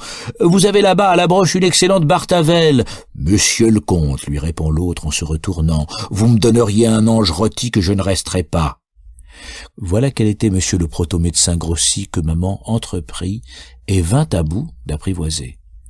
Quoique extrêmement occupé, il s'accoutuma à venir très souvent chez elle, prit Annay en amitié, marqua faire cas de ses connaissances, en parlait avec estime, et ce qu'on n'aurait pas attendu d'un pareil ours, affectait de le traiter avec considération pour effacer les impressions du passé. Car, quoique Annay ne fût plus sur le pied d'un domestique, on savait qu'il l'avait été, et il ne fallait pas moins que l'exemple et l'autorité de monsieur le proto-médecin pour donner à son égard le ton qu'on n'aurait pas pris de tout autre. Claude Anet, avec un habit noir, une perruque bien peignée, un maintien grave et décent, une conduite sage et circonspecte, des connaissances assez étendues en matière médicale et en botanique, et la faveur d'un chef de la faculté, pouvait raisonnablement espérer de remplir avec applaudissement la place de démonstrateur royal des plantes, si l'établissement projeté avait lieu. Et réellement, Grossi en avait goûté le plan, l'avait adopté, et n'attendait pour le proposer à la cour que le moment où la paix permettrait de songer aux choses utiles et laisserait disposer de quelque argent pour y pourvoir. Mais ce projet, dont l'exécution m'eût probablement jeté dans la botanique, pour laquelle il me semble que j'étais né, manqua par un de ces coups inattendus qui renversent les desseins les mieux concertés. J'étais destiné à devenir par degrés un exemple des misères humaines. On dirait que la Providence qui m'appelait à ces grandes épreuves écartait de sa main tout ce qui m'eût empêché d'y arriver. Dans une course qu'Anet avait fait au haut des montagnes pour aller chercher du génépi, plante rare qui ne croît que sur les Alpes et dont M. Grossi avait besoin, ce pauvre garçon s'échauffa tellement qu'il gagna une pleurésie dont le génépi ne put le sauver, quoiqu'il y soit, dit-on, spécifique. Et malgré tout l'art de Grossi, qui certainement était un très habile homme, malgré les soins infinis que nous prîmes de lui, sa bonne maîtresse et moi, il mourut le 5e jour entre nos mains, après la plus cruelle agonie durant laquelle il n'eut d'autre exhortation que les miennes. Et je les lui prodiguai avec des élans de douleur et de zèle qui, s'il était en état de m'entendre, devaient être de quelque consolation pour lui. Voilà comment je perdis le plus solide ami que j'eus eu de toute ma vie. Homme estimable et rare, en qui la nature tint lieu d'éducation, qui nourrit dans la servitude toutes les vertus des grands hommes, et à qui, peut-être, il ne manqua pour se montrer tel à tout le monde que de vivre et d'être placé. Le lendemain, j'en parlais avec maman dans l'affliction la plus vive et la plus sincère, et tout d'un coup, au milieu de l'entretien, j'eus la vile et indigne pensée que j'héritais de ces nippes, et surtout d'un bel habit noir qui m'avait donné dans la vue. Je le pensais, par conséquent, je le dis, car près d'elle c'était pour moi la même chose. Rien ne lui fit mieux sentir la perte qu'elle avait faite que ce lâche et odieux mot. Le désintéressement et la noblesse d'âme étant des qualités que le défunt avait éminemment possédées. La pauvre femme, sans rien répondre, se tourna de l'autre côté et se mit à pleurer. Chères et précieuses larmes, elles furent entendues, et coulèrent toutes dans mon cœur. Elles y lavèrent jusqu'aux dernières traces d'un sentiment bas et malhonnête. Il n'y en est jamais entré depuis ce temps-là. Cette perte causa à maman autant de préjudice que de douleur. Depuis ce moment, ses affaires ne cessèrent d'aller en décadence. Anet était un garçon exact et rangé, qui maintenait l'ordre dans la maison de sa maîtresse. On craignait sa vigilance, et le gaspillage était moindre. Elle-même craignait sa censure et se contenait davantage dans ses dissipations. Ce n'était pas assez pour elle de son attachement. Elle voulait conserver son estime, et elle redoutait le juste reproche qu'il osait quelquefois lui faire, qu'elle prodiguait le bien d'autrui autant que le sien. Je pensais comme lui, je le disais même, mais je n'avais pas le même ascendant sur elle, et mes discours n'en imposaient pas comme les siens. Quand il ne fut plus, je fus bien forcé de prendre sa place, pour laquelle j'avais aussi peu d'aptitude que de goût. Je la remplis mal, j'étais peu soigneux, j'étais fort timide. Tout en grondant à part moi, je laissais tout aller comme il allait. D'ailleurs, j'avais bien obtenu la même confiance, mais non pas la même autorité. Je voyais le désordre, j'en gémissais, je m'en plaignais, et je n'étais pas écouté. J'étais trop jeune et trop vif pour avoir le droit d'être raisonnable, et quand je voulais me mêler de faire le censeur, maman me donnait de petits soufflets de caresses, m'appelait son petit mentor, et me forçait à reprendre le rôle qui me convenait. Le sentiment profond de la détresse où ses dépenses peu mesurées devaient nécessairement la jeter tôt ou tard me fit une impression d'autant plus forte qu'étant devenu l'inspecteur de sa maison, je jugeais par moi-même de l'inégalité de la balance entre le doit et l'avoir. Je date de cette époque le penchant à l'avarice que je me suis toujours senti depuis ce temps-là. Je n'ai jamais été follement prodigue que par bourrasque, mais jusqu'alors, je ne m'étais jamais beaucoup inquiété si j'avais peu ou beaucoup d'argent. Je commençais à faire cette attention et à prendre du souci de ma bourse. Je devenais vilain par un motif très noble, car en vérité, je ne songeais qu'à ménager à maman quelques ressources dans la catastrophe que je prévoyais. Je craignais que ses créanciers ne fissent saisir sa pension, qu'elle ne fût tout à fait supprimée, et je m'imaginais, selon mes vues étroites, que mon petit magot lui serait alors d'un grand secours. Mais pour le faire, et surtout pour le conserver, il fallait me cacher d'elle, car il n'eût pas convenu, tandis qu'elle était aux expédients, qu'elle eût su que j'avais de l'argent mignon. J'allais donc cherchant par-ci par-là de petites caches, où je fourrais quelques louis en dépôt, comptant augmenter ce dépôt sans cesse jusqu'au moment de le mettre à ses pieds. Mais j'étais si maladroit dans le choix de mes cachettes qu'elle les éventait toujours, puis, pour m'apprendre qu'elle les avait trouvées, elle ôtait l'or que j'y avais mis et en mettait davantage en d'autres espèces. Je venais tout honteux rapporter à la bourse commune mon petit trésor, et jamais elle ne manquait de l'employer en nippes ou meubles à mon profit, comme épée d'argent, montre ou autre chose pareille. Bien convaincu qu'accumuler ne me réussirait jamais et serait pour elle une mince ressource, je sentis enfin que je n'en avais point d'autre contre le malheur que je craignais que de me mettre en état de pourvoir par moi-même à sa subsistance quand, cessant de pourvoir à la mienne, elle verrait le pain prêt à lui manquer. Malheureusement, jetant mes projets du côté de mes goûts, je m'obstinais à chercher follement ma fortune dans la musique, et, sans en être des idées et des chants dans ma tête, je crus qu'aussitôt que je serais en état d'en tirer parti, j'allais devenir un homme célèbre, un Orphée moderne, dont les sons devaient attirer tout l'argent du Pérou. Ce dont il s'agissait pour moi, commençant à lire passablement la musique, était d'apprendre la composition. La difficulté était de trouver quelqu'un pour me l'enseigner, car avec mon rameau seul, je n'espérais pas y parvenir par moi-même, et depuis le départ de monsieur le maître, il n'y avait personne en Savoie qui entendît rien à l'harmonie. Ici, l'on va voir encore une de ces inconséquences dont ma vie est remplie, et qui m'ont fait si souvent aller contre mon but, lors même que j'y pensais tendre directement. Venture m'avait beaucoup parlé de l'abbé Blanchard, son maître de composition, homme de mérite et d'un grand talent, qui pour lors était maître de musique de la cathédrale de Besançon et qu'il est maintenant de la chapelle de Versailles. Je me mis en tête d'aller à Besançon prendre leçon de l'abbé Blanchard, et cette idée me parut si raisonnable que je parvins à la faire trouver telle à maman. La voilà travaillant à mon petit équipage, et cela avec la profusion qu'elle mettait à toute chose. Ainsi, toujours avec le projet de prévenir une banqueroute et de réparer dans l'avenir l'ouvrage de sa dissipation, je commençai dans le moment même par lui causer une dépense de 800 francs. J'accélérais sa ruine pour me mettre en état d'y remédier. Quelque folle que fût cette conduite, l'illusion était entière de ma part et même de la sienne. Nous étions persuadés l'un et l'autre, moi que je travaillais utilement pour elle que je travaillais utilement pour moi. J'avais compté trouver Venture encore à Annecy et lui demander une lettre pour l'abbé Blanchard. Il n'y était plus. Il fallut, pour tout renseignement, me contenter d'une messe à 4 parties de sa composition et de sa main qu'il m'avait laissée. Avec cette recommandation, je vais à Besançon, passant par Genève, où je fus voir mes parents, et par Nyon, où je fus voir mon père, qui me reçut comme à son ordinaire et se chargea de me faire parvenir ma malle, qui ne venait qu'après moi parce que j'étais à cheval. J'arrive à Besançon. L'abbé Blanchard me reçoit bien, me promet ses instructions et m'offre ses services. Nous étions prêts à commencer quand j'apprends par une lettre de mon père que ma malle a été saisie et confisquée au Rousse, bureau de France sur les frontières de Suisse. Effrayé de cette nouvelle, j'emploie les connaissances que je m'étais faites à Besançon pour savoir le motif de cette confiscation. Car, bien sûr de n'avoir point de contrebande, je ne pouvais concevoir sur quel prétexte on l'avait pu fonder. Je l'apprends enfin. Il faut le dire, car c'est un fait curieux. Je voyais à Chambéry un vieux Lyonnais, fort bonhomme, appelé Monsieur Duvivier, qui avait travaillé au visa sous la Régence et qui, faute d'emploi, était venu travailler au cadastre.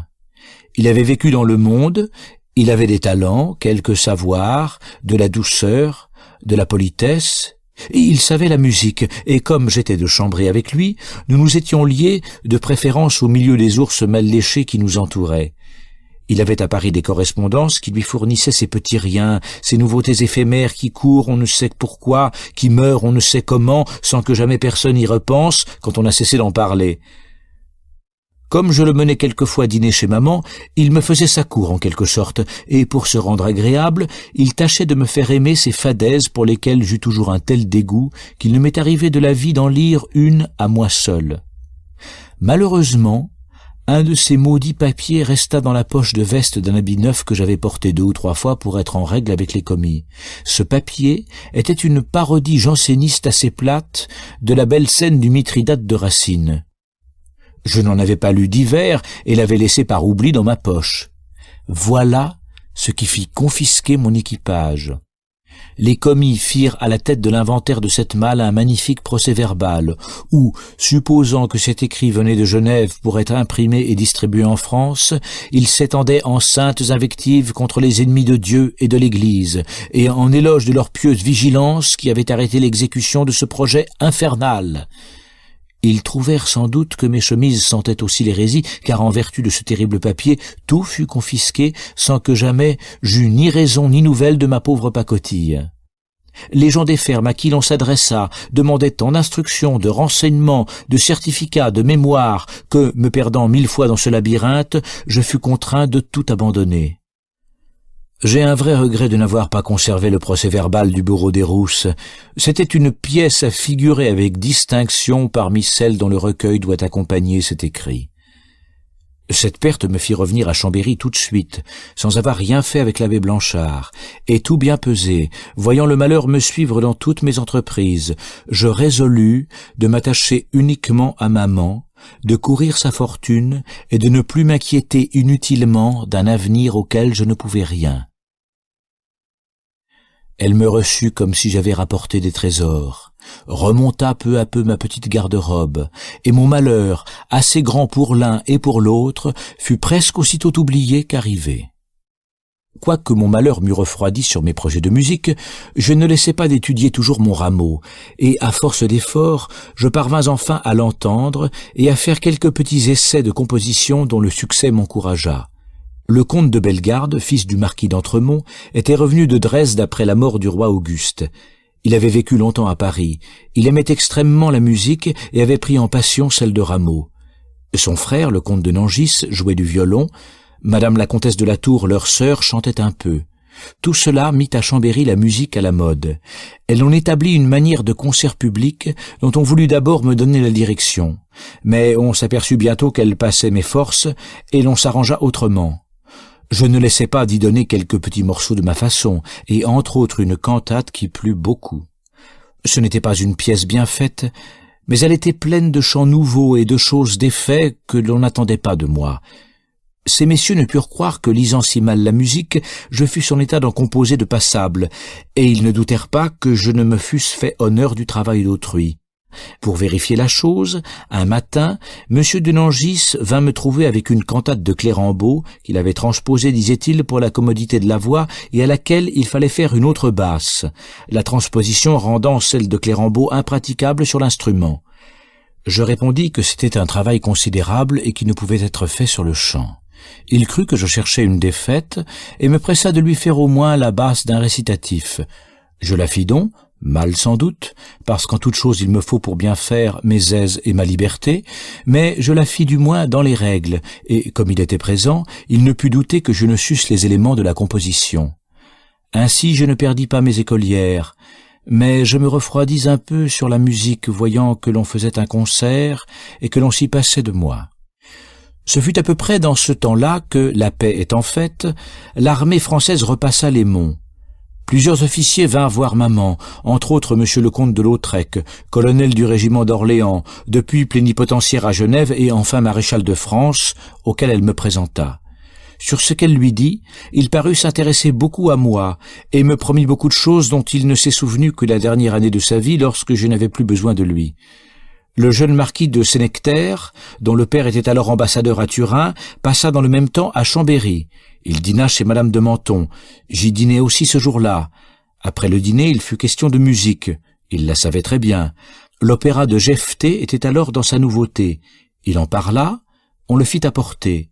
Il me fit frémir en me proposant d'exécuter à nous deux cet opéra, et tout en ouvrant le livre, il tomba sur ce morceau célèbre à deux chœurs, la terre, l'enfer, le ciel même tout tremble devant le Seigneur.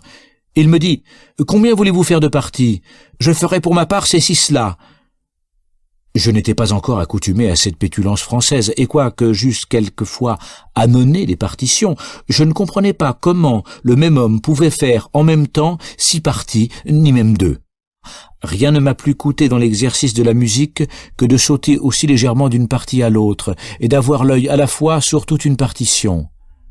À la manière dont je me tirais de cette entreprise, M. de Sénectaire dut être tenté de croire que je ne savais pas la musique. Ce fut peut-être pour vérifier ce doute qu'il me proposa de noter une chanson qu'il voulait donner à mademoiselle de Menthon. Je ne pouvais m'en défendre. Il chanta la chanson. Je l'écrivis, même sans le faire beaucoup répéter. Il la lut ensuite et trouva, comme il était vrai, qu'elle était très correctement notée. Il avait vu mon embarras, il prit plaisir à faire valoir ce petit succès. C'était pourtant une chose très simple. Au fond, je savais fort bien la musique. Je ne manquais que de cette vivacité du premier coup d'œil que je n'eus jamais sur rien, et qui ne s'acquiert en musique que par une pratique consommée. Quoi qu'il en soit, je fus sensible à l'honnête soin qu'il prit d'effacer dans l'esprit des autres et dans le mien la petite honte que j'avais eue. Et 12 ou 15 ans après, me rencontrant avec lui dans diverses maisons de Paris, je fus tenté plusieurs fois de lui rappeler cette anecdote et de lui montrer que j'en gardais le souvenir. Mais il avait perdu les yeux depuis ce temps-là. Je craignis de renouveler ses regrets en lui rappelant l'usage qu'il en avait su faire, et je me tus. Je touche au moment qui commence à lier mon existence passée avec la présente. Quelques amitiés de ce temps-là, prolongées jusqu'à celui-ci, me sont devenues bien précieuses. Elles m'ont souvent fait regretter cette heureuse obscurité où ceux qui se disaient mes amis l'étaient et m'aimaient pour moi, par pure bienveillance, non par la vanité d'avoir des liaisons avec un homme connu ou par le désir secret de trouver ainsi plus d'occasion de lui nuire.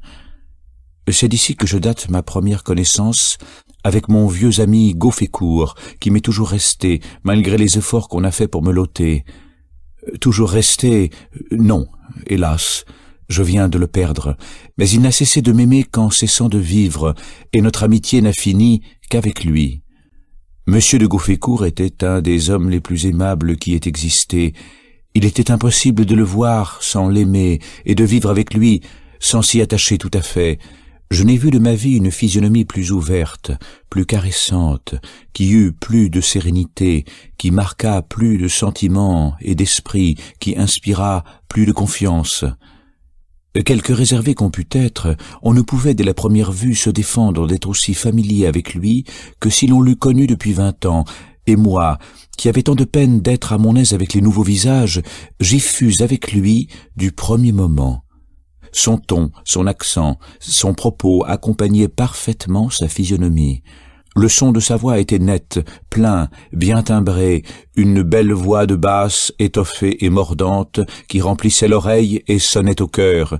Il est impossible d'avoir une gaieté plus égale et plus douce, des grâces plus vraies et plus simples, des talents plus naturels et cultivés avec plus de goût. Joignez à cela un cœur aimant, mais aimant un peu trop tout le monde, un caractère officieux avec un peu de choix, servant ses amis avec zèle, ou plutôt se faisant l'ami des gens qu'il pouvait servir, et sachant faire très adroitement ses propres affaires en faisant très chaudement celles d'autrui. Gauffécourt était fils d'un simple horloger et avait été horloger lui-même, mais sa figure et son mérite l'appelaient dans une autre sphère où il ne tarda pas d'entrer. Il fit connaissance avec M. de la Closure, résident de France à Genève, qui le prit en amitié. Il lui procura à Paris d'autres connaissances qui lui furent utiles, et par lesquelles il parvint à avoir la fourniture des selles du Valais, qui lui valait 20 000 livres de rente. Sa fortune assez belle se borna là du côté des hommes, mais du côté des femmes, la presse y était. Il eut à choisir, et fit ce qu'il voulut. Ce qu'il y eut de plus rare et de plus honorable pour lui fut qu'ayant des liaisons dans tous les États, il fut partout chéri, recherché de tout le monde, sans jamais être envié ni haï de personne, et je crois qu'il est mort sans avoir eu de sa vie un seul ennemi. Heureux homme! Il venait tous les ans au bain d'Aix où se rassemble la bonne compagnie des pays voisins. Lié avec toute la noblesse de Savoie, il venait d'Aix à Chambéry voir le comte de Bellegarde et son père le marquis d'Entremont, chez qui maman fit et me fit faire connaissance avec lui. Cette connaissance, qui semblait devoir n'aboutir à rien et fut nombre d'années interrompue, se renouvela dans l'occasion que je dirais et devint un véritable attachement. C'est assez pour m'autoriser à parler d'un ami avec qui j'ai été si étroitement lié. Mais quand je ne prendrais aucun intérêt personnel à sa mémoire, c'était un homme si aimable et si heureusement né que pour l'honneur de l'espèce humaine, je la croirais toujours bonne à conserver. Cet homme si charmant avait pourtant ses défauts ainsi que les autres, comme on pourra voir ci-après, mais s'il ne les eût pas eus, peut-être eût-il été moins aimable. Pour le rendre intéressant autant qu'il pouvait l'être, il fallait qu'on eût quelque chose à lui pardonner. Une autre liaison du même temps n'est pas éteinte et me leurre encore de cet espoir du bonheur temporel qui meurt si difficilement dans le cœur de l'homme. Monsieur de Conzié, gentilhomme savoyard, alors jeune et aimable, eut la fantaisie d'apprendre la musique, ou plutôt de faire connaissance avec celui qui l'enseignait. Avec de l'esprit et du goût pour les belles connaissances, Monsieur de Conzié avait une douceur de caractère qui le rendait très liant. Je l'étais beaucoup moi-même pour les gens en qui je la trouvais. La liaison fut bientôt faite. Le germe de littérature et de philosophie qui commençait à fermenter dans ma tête et qui n'attendait qu'un peu de culture et d'émulation pour se développer tout à fait, les trouvait en lui. Monsieur de Conzié avait peu de disposition pour la musique, ce fut un bien pour moi. Les heures des leçons se passaient à tout autre chose qu'à solfier. Nous déjeunions, nous causions, nous lisions quelques nouveautés et pas un mot de musique. La correspondance de Voltaire avec le prince royal de Prusse faisait du bruit alors.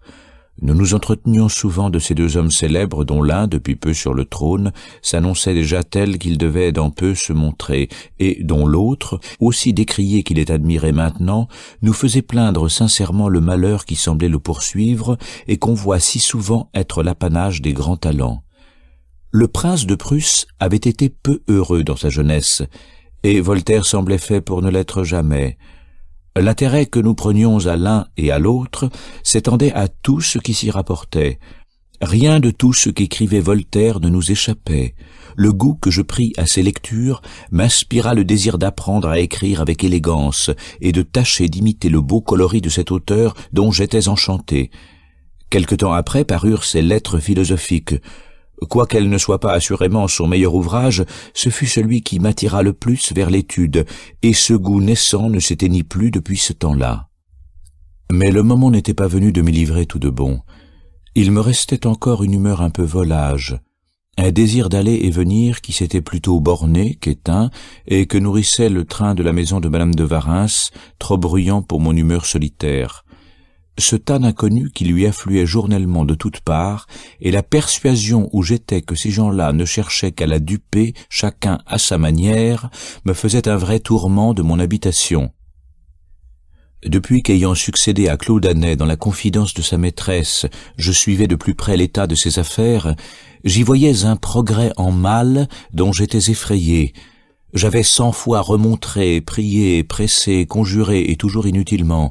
Je m'étais jeté à ses pieds, je lui avais fortement représenté la catastrophe qui la menaçait, je l'avais vivement exhorté à réformer sa dépense, à commencer par moi, à souffrir plutôt un peu, tandis qu'elle était encore jeune, que, multipliant toujours ses dettes et ses créanciers, de s'exposer sur ses vieux jours à leur vexation et à la misère. Sensible à la sincérité de mon zèle, elle s'attendrissait avec moi et me promettait les plus belles choses du monde. Un croquant arrivait-il, à l'instant, tout était oublié. Après 1000 épreuves de l'inutilité de mes remontrances, que me restait-il à faire que de détourner les yeux du mal que je ne pouvais prévenir ? Je m'éloignais de la maison dont je ne pouvais garder la porte. Je faisais de petits voyages à Nyon, à Genève, à Lyon, qui, m'étourdissant sur ma peine secrète, en augmentaient en même temps le sujet par ma dépense. Je puis jurer que je n'aurais souffert tous les retranchements avec joie si maman eût vraiment profité de cette épargne. Mais certain que ce que je me refusais passait à des fripons, j'abusais de sa facilité pour partager avec eux et, comme le chien qui revenait de la boucherie, j'emportais mon lopin du morceau que je n'avais pu sauver. Les prétextes ne me manquaient pas pour tous ces voyages, et maman seule m'en eût fourni de reste tant elle avait partout de liaisons, de négociations, d'affaires, de commissions à donner à quelqu'un de sûr. Elle ne demandait qu'à m'envoyer, je ne demandais qu'à aller. Cela ne pouvait manquer de faire une vie assez ambulante. Ces voyages me mirent à portée de faire quelques bonnes connaissances qui m'ont été dans la suite agréables ou utiles, entre autres, à Lyon, celle de M. Perrichon, que je me reproche de n'avoir pas assez cultivé vu les bontés qu'il a eues pour moi, celle du bon Parisot, dont je parlerai dans son temps, à Grenoble celle de Madame Desbens et de Madame la présidente de Bardonnanche, femme de beaucoup d'esprit et qui m'eût pris en amitié si j'avais été à portée de la voir plus souvent. À Genève, celle de Monsieur de la Closure, résident de France, qui me parlait souvent de ma mère dont, malgré la mort et le temps, son cœur n'avait pu se déprendre. Celle des deux Barillot, dont le père, qui m'appelait son petit-fils, était d'une société très aimable et l'un des plus dignes hommes que j'ai jamais connus. Durant les troubles de la République, ces deux citoyens se jetèrent dans les deux partis contraires, le fils dans celui de la bourgeoisie, le père dans celui des magistrats, et lorsqu'on prit les armes en 1737, je vis, étant à Genève, le père et le fils sortirent armés de la même maison, l'un pour monter à l'hôtel de ville, l'autre pour se rendre à son quartier, sûrs de se trouver 2 heures après l'un vis-à-vis de l'autre, exposés à s'entr'égorger. Ce spectacle affreux me fit une impression si vive que je jurai de ne tremper jamais dans aucune guerre civile et de ne soutenir jamais au-dedans la liberté par les armes, ni de ma personne, ni de mon aveu, si jamais je rentrais dans mes droits de citoyen. Je me rends le témoignage d'avoir tenu ce serment dans une occasion délicate, et l'on trouvera du moins, je le pense, que cette modération fut de quelque prix. Mais je n'en étais pas encore à cette première fermentation de patriotisme que Genève en armes excita dans mon cœur. On jugera combien j'en étais loin par un fait très grave, à ma charge, que j'ai oublié de mettre à sa place et qui ne doit pas être omis. Mon oncle Bernard était depuis quelques années passé dans la Caroline pour y faire bâtir la ville de Charlestown, dont il avait donné le plan. Il y mourut peu après. Mon pauvre cousin était aussi mort au service du roi de Prusse, et ma tante perdit ainsi son fils et son mari presque en même temps. Ces pertes réchauffèrent un peu son amitié pour le plus proche parent qui lui resta, et qui était moi. Quand j'allais à Genève, je logeais chez elle, et je m'amusais à fureter et feuilleter les livres et papiers que mon oncle avait laissés. J'y trouvais beaucoup de pièces curieuses, et des lettres dont assurément on ne se douterait pas. Ma tante, qui faisait peu de cas de ces paperasses, m'eût laissé tout emporter si j'avais voulu.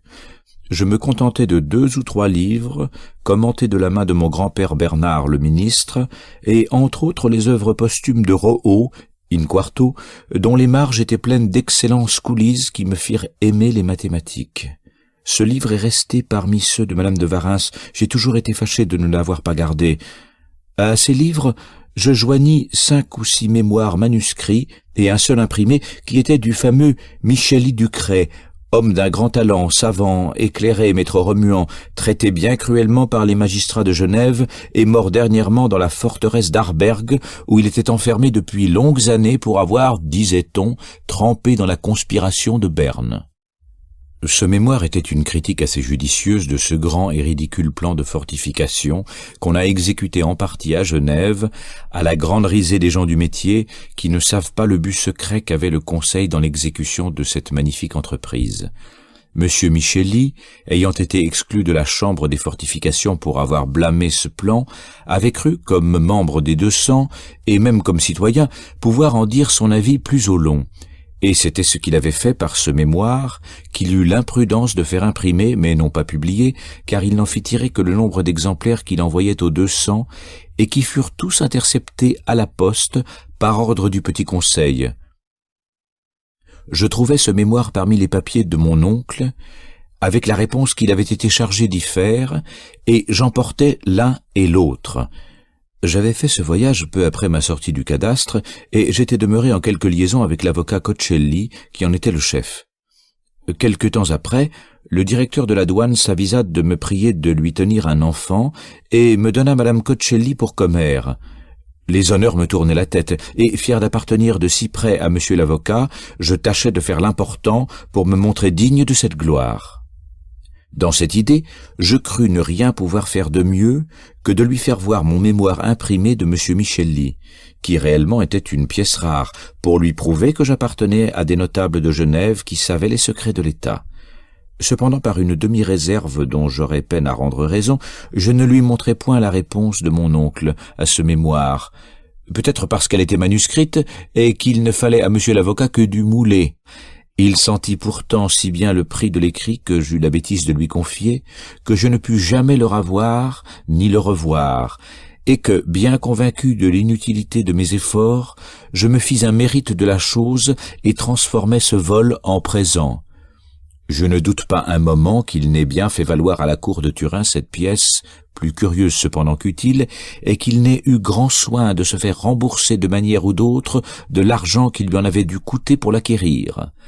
Heureusement, de tous les futurs contingents, un des moins probables est qu'un jour le roi de Sardaigne assiégera Genève, mais comme il n'y a pas d'impossibilité à la chose, j'aurai toujours à reprocher à ma sotte vanité d'avoir montré les plus grands défauts de cette place à son plus ancien ennemi.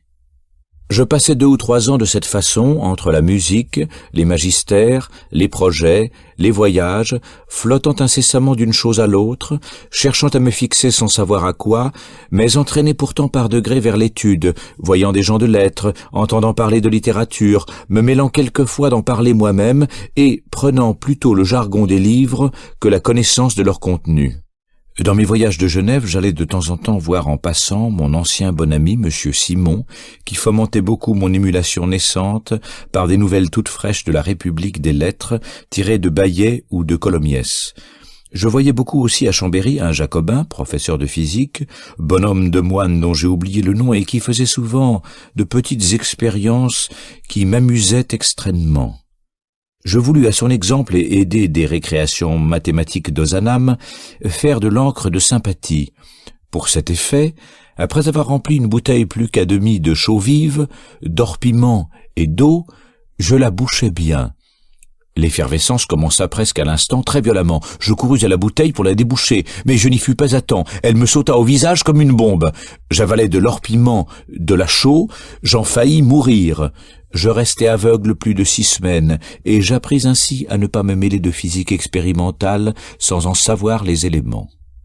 Cette aventure m'arriva mal à propos pour ma santé, qui depuis quelque temps s'altérait sensiblement. Je ne sais d'où venait qu'étant bien conformé par le coffre, et ne faisant d'excès d'aucune espèce, je déclinais à vue d'œil. J'ai une assez bonne carrure, la poitrine large, mes poumons doivent y jouer à l'aise. Cependant j'avais la courte haleine, je me sentais oppressé, je soupirais involontairement, j'avais des palpitations, je crachais du sang, la fièvre lente survint, et je n'en ai jamais été bien quitte. Comment peut-on tomber dans cet état à la fleur de l'âge, sans avoir aucun viscère vicié, sans avoir rien fait pour détruire sa santé? L'épée use le fourreau, dit-on quelquefois. Voilà mon histoire. Mes passions m'ont fait vivre, et mes passions m'ont tué. Quelles passions, dira-t-on? Des riens, les choses du monde les plus puériles, mais qui m'affectaient comme s'il se fût agi de la possession d'Hélène ou du trône de l'univers. D'abord les femmes. Quand j'en eus une, mes sens furent tranquilles, mais mon cœur ne le fut jamais. Les besoins de l'amour me dévoraient au sein de la jouissance. J'avais une tendre mère, une amie chérie, mais il me fallait une maîtresse. Je me la figurais à sa place, je me la créais de 1000 façons pour me donner le change à moi-même. Si j'avais cru tenir maman dans mes bras quand je l'y tenais, mes étreintes n'auraient pas été moins vives, mais tous mes désirs se seraient éteints. J'aurais sangloté de tendresse, mais je n'aurais pas joui. Jouir, ce sort est-il fait pour l'homme? Ah, si jamais une seule fois en ma vie j'avais goûté dans leur plénitude toutes les délices de l'amour, je n'imagine pas que ma frêle existence eût pu suffire, je serais mort sur le fait. J'étais donc brûlant d'amour sans objet, et c'est peut-être ainsi qu'il épuise le plus. J'étais inquiet, tourmenté du mauvais état des affaires de ma pauvre maman et de son imprudente conduite qui ne pouvait manquer d'opérer sa ruine totale en peu de temps. Ma cruelle imagination, qui va toujours au-devant des malheurs, me montrait celui-là sans cesse, dans tout son excès et dans toutes ses suites. Je me voyais d'avance forcément séparé par la misère de celle à qui j'avais consacré ma vie et sans qui je n'en pouvais jouir. Voilà comment j'avais toujours l'âme agitée. Les désirs et les craintes me dévoraient alternativement. La musique était pour moi une autre passion moins fougueuse, mais non moins consumante par l'ardeur avec laquelle je m'y livrais, par l'étude opiniâtre des obscurs livres de Rameau, par mon invincible obstination à vouloir en charger ma mémoire qui s'y refusait toujours, par mes courses continuelles, par les compilations immenses que j'entassais, passant très souvent à copier les nuits entières. Et pourquoi m'arrêter aux choses permanentes, tandis que toutes les folies qui passaient dans mon inconstante tête, les goûts fugitifs d'un seul jour, un voyage, un concert, un souper, une promenade à faire, un roman à lire, une comédie à voir, tout ce qui était le moins du monde prémédité dans mes plaisirs ou dans mes affaires, devenait pour moi tout autant de passions violentes qui, dans leur impétuosité ridicule, me donnaient le plus vrai tourment? La lecture des malheurs imaginaires de Cleveland, faite avec fureur et souvent interrompue, m'a fait faire, je crois, plus de mauvais sang que les miens. Il y avait un Genevois nommé M. Bagueret, lequel avait été employé sous Pierre le Grand à la cour de Russie, un des plus vilains hommes et des plus grands fous que j'ai jamais vus, toujours plein de projets aussi fous que lui, qui faisait tomber les millions comme la pluie et à qui les zéros ne coûtaient rien. Cet homme, étant venu à Chambéry pour quelques procès au Sénat, s'empara de maman comme de raison, et pour ses trésors de zéros qu'il lui prodiguait généreusement, tirait ses pauvres écus pièce à pièce. Je ne l'aimais point. Il le voyait. Avec moi, cela n'est pas difficile. Il n'y avait sorte de bassesse qu'il n'employa pour me cajoler. Il s'avisa de me proposer d'apprendre les échecs qu'il jouait un peu. J'essayais presque malgré moi, et après avoir tant bien que mal appris la marche, mon progrès fut si rapide qu'avant la fin de la première séance, je lui donnai la tour qu'il m'avait donnée en commençant. Il ne m'en fallut pas davantage, me voilà forcené les échecs, j'achète un échiquier, j'achète le calabrois, je m'enferme dans ma chambre, j'y passe les jours et les nuits à vouloir apprendre par cœur toutes les parties, à les fourrer dans ma tête bon gré mal gré, à jouer seul sans relâche et sans fin. Après 2 ou 3 mois de ce beau travail et d'efforts inimaginables, je vais au café, maigre, jaune et presque hébété. Je m'essaye, je rejoue avec M. Bagueret. Il me bat 1 fois, 2 fois, 20 fois. Tant de combinaisons s'étaient brouillées dans ma tête, et mon imagination s'était si bien amortie que je ne voyais plus qu'un nuage devant moi. Toutes les fois qu'avec le livre de Philidor ou celui de Stama, j'ai voulu m'exercer à étudier des parties, la même chose m'est arrivée. Et après m'être épuisé de fatigue, je me suis trouvé plus faible qu'auparavant. Du reste, que j'ai abandonné les échecs ou qu'en jouant je me sois remis en haleine, je n'ai jamais avancé d'un cran depuis cette première séance, et je me suis toujours retrouvé au même point où j'étais en la finissant. Je m'exercerai des milliers de siècles que je finirai par pouvoir donner la tour à Bagueret et rien de plus. Voilà du temps bien employé, direz-vous, et je n'y en ai pas employé peu. Je ne finis ce premier essai que quand je n'eus plus la force de continuer. Quand j'allais me montrer sortant de ma chambre, j'avais l'air d'un déterré, et, suivant le même train, je n'aurais pas resté déterré longtemps. On conviendra qu'il est difficile, et surtout dans l'ardeur de la jeunesse, qu'une pareille tête laisse toujours le corps en santé. L'altération de la mienne agit sur mon humeur et tempéra l'ardeur de mes fantaisies. Me sentant affaiblir, je devins plus tranquille et perdis un peu la fureur des voyages.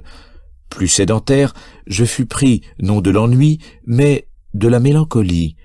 Les vapeurs succédèrent aux passions. Ma langueur devint tristesse. Je pleurais et soupirais à propos de rien. Je sentais la vie m'échapper sans l'avoir goûtée. Je gémissais sur l'état où je laissais ma pauvre maman, sur celui où je la voyais prête à tomber. Je puis dire que la quitter et la laisser à plaindre était mon unique regret. Enfin, je tombais tout à fait malade. Elle me soigna comme jamais mère n'a soigné son enfant, et cela lui fit du bien à elle-même, en faisant diversion au projet et tenant écartés les projecteurs. Quelle douce mort si alors elle fût venue! Si j'avais peu goûté les biens de la vie, j'avais peu senti les malheurs. Mon âme paisible pouvait partir sans le sentiment cruel de l'injustice des hommes qui empoisonnent la vie et la mort. J'avais la consolation de me survivre dans la meilleure moitié de moi-même. C'était à peine mourir. Sans les inquiétudes que j'avais sur son sort, je serais mort comme j'aurais pu m'endormir, et ses inquiétudes mêmes avaient un objet affectueux et tendre qui en tempérait l'amertume.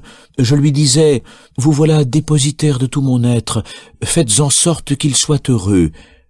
2 ou 3 fois, quand j'étais le plus mal, il m'arriva de me lever dans la nuit et de me traîner à sa chambre pour lui donner sur sa conduite des conseils, j'ose dire pleins de justesse et de sens, mais où l'intérêt que je prenais à son sort se marquait mieux que toute autre chose. Comme si les pleurs étaient ma nourriture et mon remède, je me fortifiais de ceux que je versais auprès d'elle, avec elle, assis sur son lit et tenant ses mains dans les miennes. Les heures coulaient dans ces entretiens nocturnes, et je me retournais en meilleur état que je n'étais venu, content et calme dans les promesses qu'elle m'avait faites, dans les espérances qu'elle m'avait données. Je m'endormais là-dessus avec la paix du cœur et la résignation à la providence. Plaise à Dieu qu'après tant de sujets de haïr la vie, après tant d'orages qui ont agité la mienne et qui ne m'en font plus qu'un fardeau, la mort qui doit la terminer me soit aussi peu cruelle qu'elle me l'eût été dans ce moment-là. À force de soins, de vigilance et d'incroyables peines, elle me sauva. Et il est certain qu'elle seule pouvait me sauver. J'ai peu de foi à la médecine des médecins, mais j'en ai beaucoup à celle des vrais amis. Les choses dont notre bonheur dépend se font toujours beaucoup mieux que toutes les autres. S'il y a dans la vie un sentiment délicieux, c'est celui que nous éprouvâmes d'être rendus l'un à l'autre. Notre attachement mutuel n'en augmenta pas, cela n'était pas possible, mais il prit je ne sais quoi de plus intime, de plus touchant dans sa grande simplicité. Je devenais tout à fait son œuvre, tout à fait son enfant, et plus que si elle eût été ma vraie mère. Nous commençâmes sans y songer à ne plus nous séparer l'un de l'autre, à mettre en quelque sorte toute notre existence en commun, et sentant que réciproquement nous nous étions non seulement nécessaires mais suffisants, nous nous accoutumâmes à ne plus penser à rien d'étranger à nous, à borner absolument notre bonheur et tous nos désirs à cette possession mutuelle et peut-être unique parmi les humains, qui n'était point, comme je l'ai dit, celle de l'amour, mais une possession plus essentielle qui, sans tenir au sens, au sexe, à l'âge, à la figure, tenait à tout ce par quoi l'on est soi et qu'on ne peut perdre qu'en cessant d'être. À quoi tint-il que cette précieuse crise n'amena le bonheur du reste de ses jours et des miens? Ce ne fut pas à moi, je m'en rends le consolant témoignage. Ce ne fut pas non plus à elle, du moins à sa volonté. Il était écrit que bientôt l'invincible naturel reprendrait son empire. Mais ce fatal retour ne se fit pas tout d'un coup. Il y eut, grâce au ciel, un intervalle, court et précieux intervalle, qui n'a pas fini par ma faute et dont je ne me reprocherai pas d'avoir mal profité. Quoique guéri de ma grande maladie, je n'avais pas repris ma vigueur. Ma poitrine n'était pas rétablie. Un reste de fièvre durait toujours et me tenait en langueur. Je n'avais plus de goût à rien qu'à finir mes jours près de celle qui m'était chère, à la maintenir dans ses bonnes résolutions, à lui faire sentir en quoi consistait le vrai charme d'une vie heureuse, à rendre la sienne telle, autant qu'il dépendait de moi. Mais je sentais même que, dans une maison sombre et triste, la continuelle solitude du tête-à-tête deviendrait à la fin triste aussi. Le remède à cela se présenta comme de lui-même. Maman m'avait ordonné le lait et voulait que j'allasse le prendre à la campagne. J'y consentis, pourvu qu'elle y vînt avec moi. Il n'en fallut pas davantage pour la déterminer. Il ne s'agit plus que du choix du lieu. Le jardin du faubourg n'était pas proprement à la campagne. Entouré de maisons et d'autres jardins, il n'avait point les attraits d'une retraite champêtre. D'ailleurs, après la mort d'Annay, nous avions quitté ce jardin pour raison d'économie, n'ayant plus à cœur d'y tenir des plantes, et d'autres vues nous faisant peu regretter ce réduit. Profitant maintenant du dégoût que je lui trouvais pour la ville, je lui proposais de l'abandonner tout à fait et de nous établir dans une solitude agréable, dans quelques petites maisons assez éloignées pour dérouter les importuns. Elle l'eût fait, et ce parti que son bon ange et le mien me suggéraient nous eût vraisemblablement assuré des jours heureux et tranquilles jusqu'au moment où la mort devait nous séparer. Mais cet état n'était pas celui où nous étions appelés. Maman devait éprouver toutes les peines de l'indigence et du mal-être, après avoir passé sa vie dans l'abondance, pour la lui faire quitter avec moins de regrets. Et moi, par un assemblage de maux de toute espèce, Je devais être un jour en exemple à quiconque, inspiré du seul amour du bien public et de la justice, ose, fort de sa seule innocence, dire ouvertement la vérité aux hommes, sans s'étayer par des cabales, sans s'être fait départie pour le protéger. Une malheureuse crainte la retint.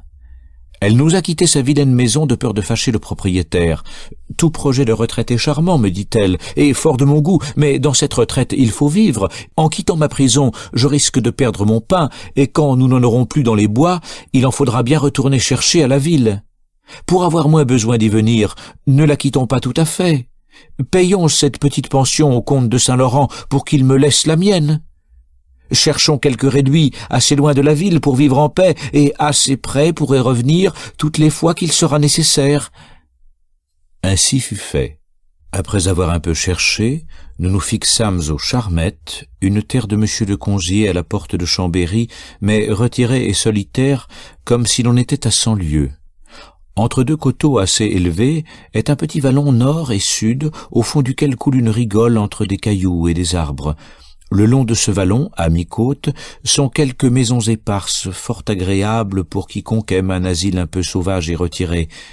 Après avoir essayé 2 ou 3 fois de ces maisons, nous choisîmes enfin la plus jolie, appartenant à un gentilhomme qui était au service, appelé Monsieur Noiret. La maison était très logeable. Au devant était un jardin en terrasse, une vigne au-dessus, un verger au-dessous. Vis-à-vis un petit bois de châtaigniers, une fontaine à portée. Plus haut, dans la montagne, des prés pour l'entretien du bétail, enfin tout ce qu'il fallait pour le petit ménage champêtre que nous y voulions établir. Autant que je puis me rappeler les temps et les dates, nous en prîmes possession vers la fin de l'été de 1736. J'étais transporté le premier jour que nous y couchâmes. « Oh, maman !» dis-je à cette chère amie en l'embrassant et l'inondant de larmes d'attendrissement et de joie, « ce séjour est celui du bonheur et de l'innocence. Si nous ne les trouvons pas ici l'un et l'autre, il ne les faut chercher nulle part. »